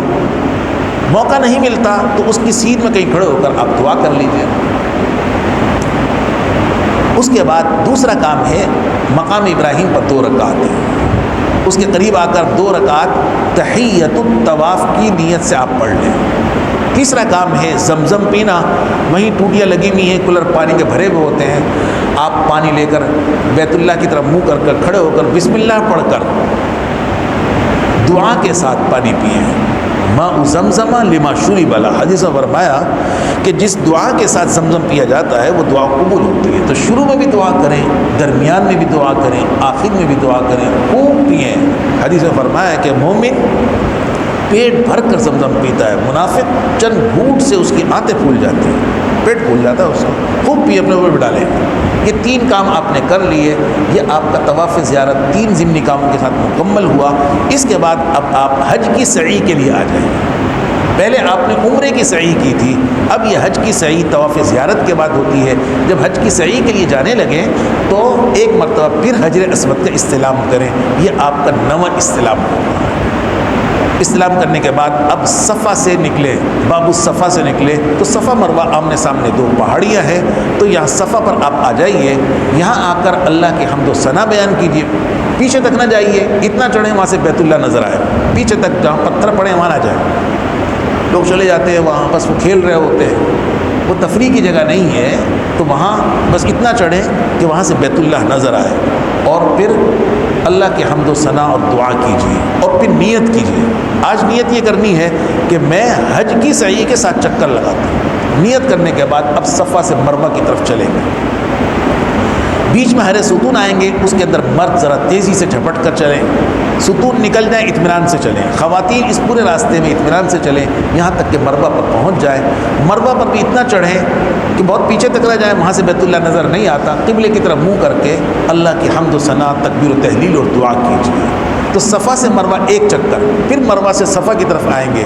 بیچ میں ہرے ستون آئیں گے، اس میں ذرا تیزی سے چلیں، ستون نکل جائیں، اطمینان سے چلیں. اب صفا پر آپ پہنچ گئے، یہ آپ کا دوسرا چکر، صفا سے مروہ ایک، مروہ سے صفا دوسرا، 7واں چکر آپ کا مروہ پر مکمل ہوگا۔ صفا پر بھی دعا کرنی ہے، مروہ پر بھی دعا کرنی ہے، ہر چکر کے اندر، اور آتے ہوئے جاتے ہوئے ہر ستونوں کے درمیان ذرا تیزی سے چلیں گے مرد، خواتین اس پورے راستے میں اطمینان سے چلیں گی۔ حاجیوں کو بڑی جلدی ہو رہی ہوتی ہے، بھاگم بھاگ۔ یاد رکھیے وہ مقام دعا کا مقام ہے، وہاں اہتمام دعا کا خوب ہونا چاہیے۔ 7 چکر مکمل ہو جائیں تو اس کے بعد اب آپ سعی کا 2 گانا پڑھ لیں، سعی کی 2 رکعتیں۔ اس کے لیے مقام ابراہیم پر جانے کی ضرورت نہیں، جہاں کہیں آپ کو موقع مل جائے تو آپ 2 رکعتیں پڑھیں۔ یہ آپ نے حج کی سعی کر لی، حج کا واجب بھی ادا ہو گیا۔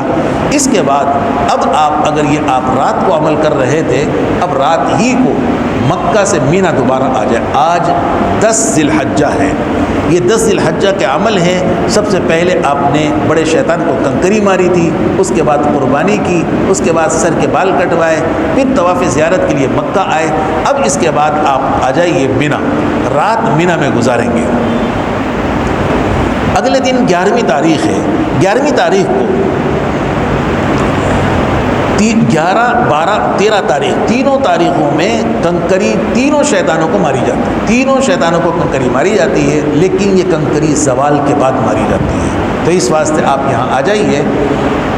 رات قیام کیا آپ نے، رات کو اللہ کا ذکر کیجئے، قرآن کریم کی تلاوت کیجئے، نفلیں پڑھیے۔ حجاج اکرام یہ سمجھتے ہیں چھٹی ہو گئی تو گھومتے پھرتے ہیں، یہ گھومنے کا وقت نہیں بلکہ اللہ کے سامنے توبہ استغفار و دعا کا وقت ہوتا ہے۔ تو اس واسطے اللہ کا ذکر کثرت سے کرنا چاہیے۔ زوال کے بعد 11ویں تاریخ کو آپ نے کنکری مارنی ہے تینوں شیطانوں کو، تو اپنے ساتھ آپ 21 کنکریاں لے کر آئیں، 2-4 اضافی لے کر آئیں۔ مارنے کا طریقہ یہ ہے کہ سب سے پہلے چھوٹے شیطان کو کنکری ماری جائے گی، پھر درمیانی کو، پھر بڑے کو۔ سب سے پہلے آپ آ جائیے چھوٹے شیطان کے پاس، یہاں 5-6 ہاتھ کے فاصلے پر کھڑے ہو کر سیدھے ہاتھ کی شہادت کی انگلی اور انگوٹھے کے درمیان کنکری پکڑ کر ایک ایک کر کنکری ماریں، ہر کنکری پر تکبیر کہیں۔ اس کے بعد آپ راستے سے ہٹ کر دعا کیجیے۔ پھر اس کے بعد درمیانی شیطان کے پاس آ جائیے، یہاں بھی 5-6 ہاتھ کے فاصلے پر کھڑے ہو کر ایک ایک کر کنکری ماریں، ہر کنکری پر تکبیر کہیں۔ اس کے بعد دعا کریں، بیت اللہ کی طرف منہ کر کے دعا کریں۔ اس کے بعد بڑے شیطان کو کنکری ماریں، ایک ایک کر کنکری ماریں، ہر کنکری پر تکبیر کہیں، لیکن اس کے بعد دعا نہیں کرنی۔ اب نکلتے ہوئے اپنے خیمے میں آ جائیں۔ آج 11ویں تاریخ ہے، رات مینا میں گزاریں گے۔ اگلے دن 12ویں تاریخ ہے، 12ویں تاریخ کو بھی زوال کے بعد کنکری ماری جاتی ہے، ایسے ہی جیسا کہ 11ویں تاریخ کو ماری۔ تو آپ اسی طرح زوال کے بعد آ جائیے اپنے ساتھ 21 کنکریاں لے کر، اور سب سے پہلے چھوٹے شیطان کے پاس 5-6 ہاتھ کے فاصلے پر کھڑے ہو کر ایک ایک کر کنکری ماریں، ہر کنکری پر تکبیر کہیں، بسم اللہ اللہ اکبر وللہ الحمد رحمن للشیطان ورزا للرحمن کہہ کر کنکری ماریں، ہر کنکری پر تکبیر کہیں گے۔ اگر کسی نے اکٹھی کنکری پھینک دی تو وہ ایک سمجھی جائے گی، 6 اور مارنی ہوں گی۔ اگر کسی نے کنکری ماری اور اس حلقے میں نہیں گری، بار گری، تو اس کے بدلے میں دوسری کنکری مارنی ہوگی، لیکن گری پڑی کنکریاں وہاں سے نہ اٹھائیں، اپنے ساتھ اضافی کنکریاں لے کر آئیں۔ تو آپ نے چھوٹے شیطان کو کنکری ماری، اس کے بعد دعا کریں، پھر اس کے بعد درمیانی شیطان کو کنکری ماریں ایک ایک کر کے، پھر اس کے بعد دعا کریں، اور پھر بڑے شیطان کو کنکری ماریں ایک ایک کر کے، لیکن اس کے بعد دعا نہیں کرنی۔ اور وہاں سے اگر چاہیں تو 12ویں تاریخ کو بڑے شیطان کو کنکری مار کر سورج غروب ہونے سے پہلے مینا سے مکہ کے لیے روانہ ہو جائیں۔ اور اگر کوئی سورج غروب ہونے کے بعد وہاں سے نکلتا ہے تو کراہت کے ساتھ نکلنا یہ بھی جائز ہے۔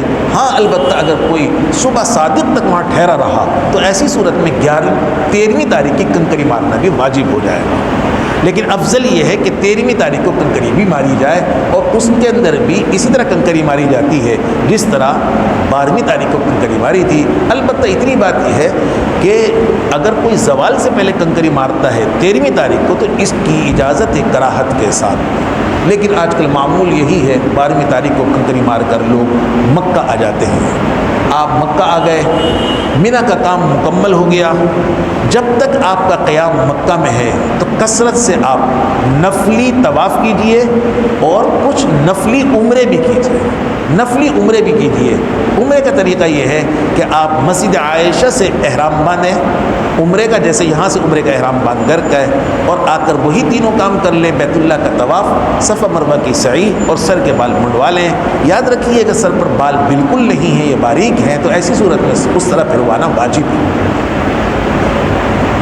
مسجد عائشہ سے بھی احرام باندھا جا سکتا ہے، اسی طرح جعرانہ سے بھی احرام باندھا جا سکتا ہے۔ مسجد عائشہ اس کو تنعیم بھی کہتے ہیں، چھوٹا عمرہ کہلاتا ہے، 3 میل کے فاصلے پر ہے، جعرانہ 9 میل کے فاصلے پر ہے۔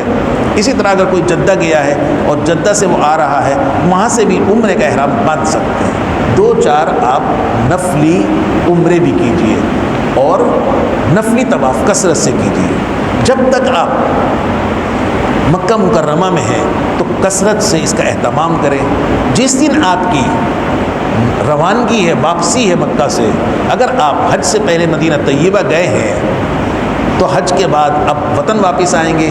اگر حج سے پہلے مدینہ طیبہ نہیں گئے تو آپ پھر ایسی صورت کے اندر مدینہ طیبہ جائیں گے۔ جس دن آپ نے مکہ چھوڑنا ہے اس دن آپ ایک طواف کریں، اس کو کہتے ہیں طواف وداع، یہ واجب ہے اور وہ سادے طریقے پر ہوتا ہے۔ اس کے اندر احرام بھی نہیں ہوتا، اس کے پہلے 3 چکروں میں رمل بھی نہیں ہوتا، اور اس کے بعد صفا مروہ کی سعی نہیں ہوتی، بلکہ سادے طریقے پر آپ آ جائیے حجر اسود والے کونے کے پاس۔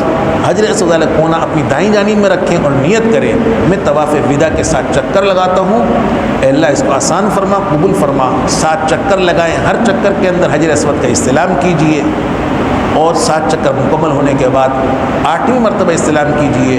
اس کے بعد وہی 3 ضمنی کام آپ نے کرنے ہیں، ایک ملتزم پر دعا، دوسرا مقام ابراہیم پر 2 رکعتیں، زمزم پئیں، اور بیت اللہ پر آخری نگاہ ڈالتے ہوئے اس دعا کے ساتھ، اے اللہ اس سفر کو آخری سفر نہ بنا، بار بار حج کی توفیق عطا فرما، وہاں کی محبت دل میں لے کر آپ روانہ ہو جائیں۔ اس طرح یہ آپ کا حج مکمل ہو گیا۔ مدینہ طیبہ اگر آپ حج سے پہلے جا چکے ہیں یا مدینہ طیبہ حج کے بعد جائیں گے، اس کا طریقہ اور اس کے آداب یہ ہے کہ جس دن آپ مدینہ طیبہ جائیں اس دن اچھی طرح غسل وغیرہ کر کے صاف ستھرے کپڑے پہنیں، بہتر ہے کہ سفید کپڑے پہنیں، خوشبو لگائیں، نیت یہ کریں کہ مسجد نبوی کے اندر نماز پڑھوں گا اور روضہ اقدس پر جا کر صلاۃ و سلام پیش کروں گا۔ اس نیت سے آپ روانہ ہوں، راستے کے اندر کثرت سے درود شریف کا اہتمام فرمائیں۔ جو مدینہ طیبہ قریب آتا رہے، اتنی حضور اکرم صلی اللہ علیہ وسلم کی محبت دل کے اندر موجزن ہوتی رہے، بڑھتی رہے۔ مدینہ طیبہ پہنچنے کے بعد سب سے پہلے اپنا سامان جو بھی کچھ ہو اپنی قیام گاہ پر آپ محفوظ فرما لیں، اور پھر اپنا جائزہ لیں۔ اگر یہ محسوس ہو رہا ہے کہ بدن پسینہ آیا ہوا ہے، کپڑے میلے ہو گئے ہیں، تو دوبارہ نہا لیں اور کپڑے تبدیل کر لیں۔ اس کے بعد خوشبو وغیرہ لگا کر اب اپنی قیام گاہ سے مسجد نبوی کے لیے روانہ ہوں۔ راستے کے اندر کثرت سے درود شریف کا اہتمام فرمائیں۔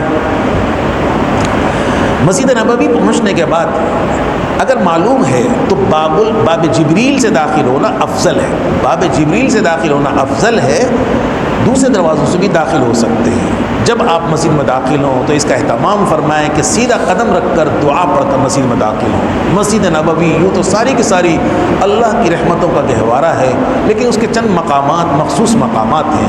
اس میں سے ایک مقام ہے جس کو روضۃ الجنہ کہا جاتا ہے، عوامی زبان میں اس کو ریاض الجنہ کہتے ہیں، جس کے بارے میں حدیث میں فرمایا ما بین بیتی و ممبری روضۃ من ریاض الجنہ، میرے ممبر اور حجرے کے درمیان جو حصہ ہے یہ جنت کے باغوں میں سے ایک باغ ہے، جس کا مطلب یہ ہے کہ جو یہاں بیٹھ کر عبادت کرتا ہے، دعائیں مانگتا ہے، یہ دخول جنت کا سبب بنتا ہے۔ دوسرا مطلب اس کا یہ ہے کہ قیامت کے دن اس حصے کو جنت کے حصوں میں شامل کر دیا جائے گا، اور جنت کے بارے میں فرمایا وَلَكُمْ فِيهَا مَا تَشْتَهِي أَنفُسُكُمْ وَلَكُمْ فِيهَا مَا تَدَّعُونَ، جنتی جنت میں جو مانگے گا اس کو عطا کیا جائے گا۔ تو اس واسطے یہاں خلوص سے اور اللہ کو دل سے، صدق دل سے دعا کی جائے تو وہ دعا ضرور قبول ہوتی ہے۔ آج کل کچھ انتظامی طور پر پہلے سے وہاں بکنگ کرانی ہوتی ہے، جو بھی طریقہ ہے آپ اس کو اختیار کیجئے اور کوشش فرمائیں روضۃ الجنہ میں آپ کو جانے کا موقع ملے۔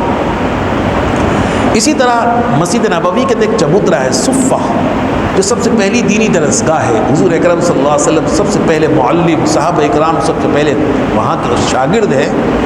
اس پر جائیے، وہاں بیٹھ کر قرآن کریم کی تلاوت کیجئے، وہاں نفلیں پڑھیں، دعائیں مانگیں۔ وہاں کچھ لوگ آپ کو ملیں گے بہت بوسیدہ حال، کمزور طبقہ، ان کو کچھ نہ کچھ آپ پیسے دیں، ان کے لیے کچھ نہ کچھ تحفہ اور ہدیہ لے کر جائیں، وہ باقاعدہ وہاں کے مہمان ہیں، ان کو کچھ نہ کچھ دینا چاہیے۔ اسی طرح مسجد نبوی کے اندر کچھ ستون ہیں، ایک ستون عائشہ ہے، استوانہ عائشہ، وہاں اس کے قریب نفلیں پڑھیں، دعائیں مانگیں۔ استوانہ ابو لبابہ ہے، اس کے قریب توبہ استغفار کریں، کہتے ہیں کہ وہاں توبہ کی جائے تو توبہ قبول ہوتی ہے۔ ایک استوانہ حنانہ ہے کہ ایک ستون تھا، حضور اکرم صلی اللہ علیہ وسلم کو پکڑ کر خطبہ دیا کرتے تھے، کھجور کا درخت تھا، اس کو پھر کاٹ کر ڈال دیا گیا، تو اب وہ باقاعدہ بولتا تھا، تو وہاں ایک ستون بنا دیا، اس کو حنانہ کہتے ہیں۔ تو وہ ایک گڑ گڑانے کی جگہ ہے، اللہ کے سامنے رونے کا مقام ہے، اس جگہ آپ جائیے، نفلیں پڑھیں، دعائیں مانگیں۔ نماز وغیرہ سے فارغ ہونے کے بعد اب آپ محراب کی طرف سے جب نکلیں گے تو بائیں جانب میں روضہ اقدس ہے، وہاں آپ جو ہے وہ حاضری دیں، اور یاد رکھیے حضور اکرم صلی اللہ علیہ وسلم نے فرمایا کہ جو دور سے دودھ بھیجتا ہے صلی اللہ علیہ وسلم تو فوراً فرشتہ لے کر جاتا ہے اور کہتا ہے کہ فلاں ابن فلاں نے آپ کے لیے درود بھیجا ہے، اور جو میرے پاس آ کر درود پڑھے گا میں اس کو خود سنوں گا۔ تو اس واسطے جب وہاں حاضر ہوں، یہ تصور ہو کہ ہماری حاضری کو حضور اکرم صلی اللہ علیہ وسلم خود محسوس فرما رہے ہیں اور ہمارے صلاۃ والسلام کو خود سن رہے ہیں، اس تصور سے وہاں حاضر ہوں۔ روضہ اقدس پر وہ بہت مقام ادب ہے، وہاں آدمی کے جذبات ہوتے ہیں، وہ مقام جذبات نہیں، مقام ادب ہے، تو اس واسطے وہاں جائیے تو وہاں جا کر آپ جالیاں ہیں، ان جالیوں میں 4 حلقے بنے ہوئے ہیں، 4 دائرے ہیں، پہلا دائرہ خالی ہے، دوسرا بڑا دائرہ حلقہ ہے حضور اکرم صلی اللہ علیہ وسلم کی قبر مبارک کی سیدھ کے اندر ہے، تیسرا دائرہ حضرت ابو بکر رضی اللہ تعالیٰ عنہ کی قبر کی سیدھ میں، اور چوتھا حضرت عمر رضی اللہ تعالیٰ عنہ کی قبر کی سیدھ کے اندر ہے۔ تو آپ یہاں آ کر پہلے دائرے کو چھوڑیے، دوسرے دائرے کے پاس آ کر کھڑے ہو جائیے، سب سے پہلے کچھ قرآن کریم کی تلاوت کیجیے، درود شریف پڑھیے، اس کے بعد جو آپ کو بہتر سے بہتر الفاظ یاد ہوں اس سے صلاۃ و سلام پیش کیجیے۔ الصلاۃ والسلام علیک یا رسول اللہ، الصلاۃ والسلام علیک یا حبیب اللہ، الصلاۃ والسلام علیک یا خاتم الانبیاء والمرسلین، الصلاۃ والسلام علیک یا شفیع المذنبین، اور جو آپ کو الفاظ یاد ہوں اس سے آپ سلام پیش کیجیے، اور اس کے بعد قبلے کی طرف منہ کر کے، روضہ اقدس ادھر ہے، قبلہ اس طرف ہے، قبلے کی طرف ترچھے کھڑے ہوں، روزے کی طرف کچھ بھی نہ ہو، اور دعا مانگے، قبلے کی طرف منہ کر کر دعا مانگے، اور دعا یہ مانگے اے اللہ حضور اکرم صلی اللہ علیہ وسلم کی شفاعت نصیب فرما، حضور اکرم صلی اللہ علیہ وسلم کے جھنڈے تلے ہمارا حساب فرما، حضور اکرم صلی اللہ علیہ وسلم کی سنتوں کی پیروی کی توفیق عطا فرما، یہ دعا فرمائے۔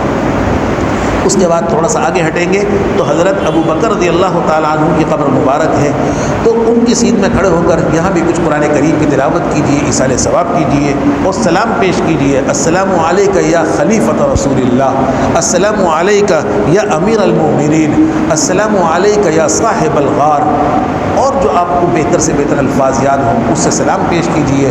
اس کے بعد قبلے کی طرف منہ کر کے دعا کیجیے، اے اللہ ان حضرات کی معیت میں ہمارا حشر فرما، قیامت میں ان کا ساتھ ہمیں نصیب فرما۔ اس کے بعد آپ تھوڑا سا آگے ہٹیں گے، حضرت عمر رضی اللہ تعالیٰ عنہ کی قبر مبارک ہے، تو یہاں بھی سلام پیش کریں، اور سب سے پہلے کچھ قرآن کریم کی تلاوت کریں، ایصال ثواب کیجیے، اس کے بعد سلام پیش کیجیے۔ السلام علیک یا خلیفۃ رسول اللہ، السلام علیک یا امیر المؤمنین، السلام علیک یا ایھا الفاروق الاعظم۔ اس کے بعد قبلے کی طرف منہ کر کے دعا کیجیے، اے اللہ ان کی معیت میں ہمارا حشر فرما، ان کی اتباع کی توفیق عطا فرما۔ اس کے بعد سلام کے بعد آپ نکلتے ہوئے باہر چلے جائیے۔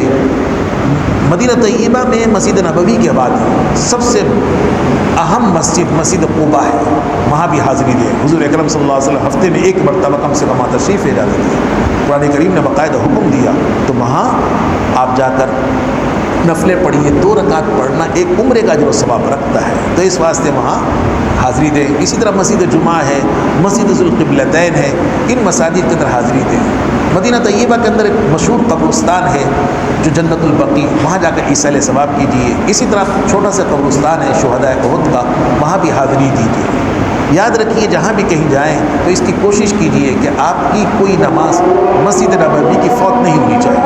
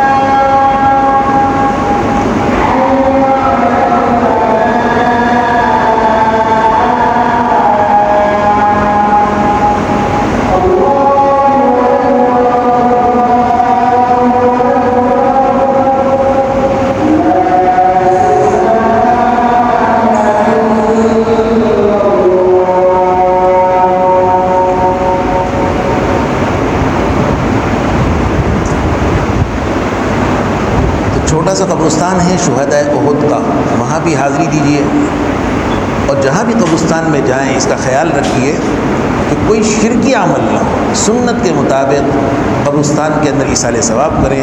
سنت طریقہ یہ ہوتا ہے وہاں جا کر سلام کریں، السلام علیکم یا ایھا القبور یغفر اللہ لنا ولکم انتم سلفنا ونحن بالاثر، اور دعا ہوتی ہے اللہم اغفر لہم وارحمہم وعافہم واعف عنہم واکرم نزلہم وبرد مسجعہم۔ کہتے ہیں کہ یہ دعا اگر پڑھیں اور یہ دعا پڑھی جائے تو مردے کو اتنا ثواب ملتا ہے جتنا احد پہاڑ کے برابر اجر و ثواب ملتا ہے۔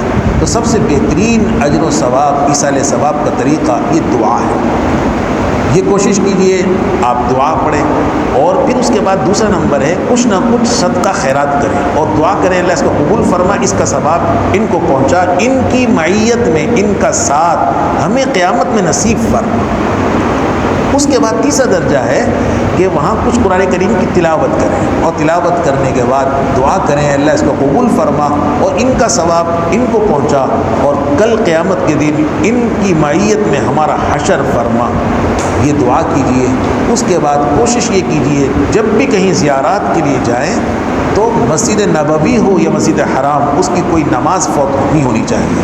حضور اکرم صلی اللہ علیہ وسلم نے فرمایا کہ جس نے مسجد نبوی کے اندر جماعت سے 40 نمازیں پڑھی تو میرے ذمے اس کی شفاعت، اور اس کے اوپر جہنم کی آگ حرام ہے۔ تو اس طرح کی بشارت آپ نے باقاعدہ دی، اس واسطے کوشش کیجیے آپ کی تمام نمازیں جماعت سے ہوں۔ جب تک آپ کا قیام ہے کثرت سے روزہ اقدس پر صلاۃ و سلام پیش کریں، کوشش کریں ہر نماز کے بعد، ورنہ کم سے کم 3 نمازوں کے بعد، فجر کے بعد، عصر کے بعد، عشاء کے بعد روزہ اقدس پر جا کر حاضری دیں، صلاۃ و سلام پیش کریں۔ جس دن آپ کی واپسی ہے، اگر آپ حج سے پہلے مدینہ طیبہ گئے ہیں تو آپ مکہ مکرمہ آئیں گے، اگر حج کے بعد گئے ہیں تو آپ وطن واپسی ہوگی۔ جس دن آپ کی واپسی ہے اس دن آپ واپسی سے پہلے مسجد نبوی میں حاضر ہو کر 2 رکعت صلاۃ الحاجت پڑھیں، اور پھر اس کے بعد دعا کر کے روزہ اقدس پر صلاۃ و سلام پیش کریں، اور پھر روزے پر آخری نگاہ ڈالتے ہوئے اس دعا کے ساتھ کہ اللہ اس حاضری کو آخری حاضری نہ بنا، بار بار یہاں کی حاضری کی توفیق عطا فرما۔ آپ واپس ہو جائیے، اللہ تعالیٰ آپ کی سفر کو آسان بنائے، قبول فرمائے۔ وآخر دعوانا الحمدللہ رب العالمین۔ دعا فرمائے الحمدللہ رب العالمین۔ اللہم صلی علی سیدنا و مولانا محمد وبارک وسلم علیہ۔ ربنا ظلمنا انفسنا وان لم تغفر لنا وترحمنا لنكونن من الخاسرين ربنا آتنا في الدنيا حسنة وفي الآخرة حسنة وقنا عذاب النار۔ یا ارحم الراحمین، ہمارے تمام گناہوں کو معاف فرما یا اللہ، ہمارے والدین، متعلقین، دوست احباب کی کامل مغفرت فرما یا اللہ، پوری امت کی مغفرت فرما یا اللہ۔ یا مولا کریم، حج کے لیے جا رہے ہیں یا اللہ، اس میں جو رکاوٹیں ہیں اپنے فضل سے دور فرما، آسانی سے وہاں کی حاضری کی توفیق عطا فرما یا اللہ، پورے آداب سے حاضری کی توفیق عطا فرما یا اللہ، قبولیت والا حج نصیب فرما، حج مبرور کی سعادت سے مالا مال فرما یا اللہ۔ یا ارحم الراحمین، یا مولا کریم، ہمارے گھر والوں کی ہر طرح سے حفاظت فرما، عزت آبرو کی حفاظت فرما، مال و جائیداد کی حفاظت فرما یا مولا کریم۔ بہت سارے حاجی ان کے معاملات رکے ہوئے ہیں یا اللہ، ان رکاوٹوں کو دور فرما یا اللہ، سارے پریشان ہیں یا اللہ، انہوں نے پوری کوشش کی ہے یا اللہ، تیرا فضل ہی ہو سکتا ہے، اپنے فضل سے ان رکاوٹوں اور بندشوں کو دور فرما، سب کے لیے حاضری مقدر فرما، آسان فرما یا اللہ۔ جو نہیں جا رہے ان کے لیے بھی اسباب پیدا فرما یا اللہ، وہاں بار بار حاضری کی توفیق عطا فرما۔ ربنا تقبل منا انك انت السميع العليم وتب علينا انك انت التواب الرحيم۔ صلی اللہ تعالی علی خیر خلقہ محمد وآلہ وصحبہ اجمعین، آمین برحمتک۔ سوال ہے اس میں، یہ سوال آیا ہے کہ کیا اس کی اجازت ہے کہ عمرہ کر کے قصر کر لیا جائے اور حج کے بعد الگ کر لیا جائے؟ جی بالکل، عمرہ کر کے آپ قصر کر لیں، لیکن بال اتنے ہونے چاہیے کہ 1 پورے کے برابر۔ اگر اس سے کم ہیں، 1 پورے سے کم، یہ نشان ہوتا ہے اس سے بڑھا کر، اگر 1 پورے سے کم ہیں تو ایسی صورت میں حلق کرنا ہی ضروری ہوگا پہلے بھی۔ لیکن اگر کسی کے بڑے بال ہیں، اس نے پہلے قصر کر لیا، 1 پورے سے بڑھا کر بال کاٹ لیے، اس کے بعد وہ حلق کروا لے، اس کی اجازت ہے۔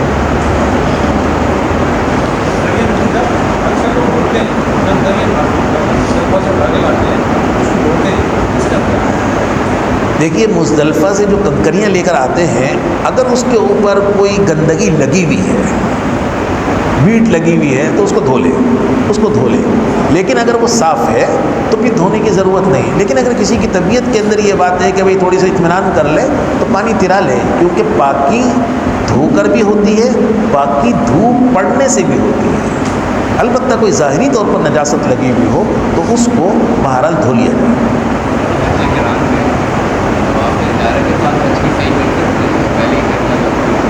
طواف زیارت کے ساتھ بھی حج کی سعی کی جا سکتی، لیکن افضل قران کے اندر یہ ہے کہ طواف قدوم کے ساتھ کر لیں، اور اس میں لوگ اسی کو زیادہ پسند بھی کرتے ہیں، سہولت بھی اس میں ہوتی ہے۔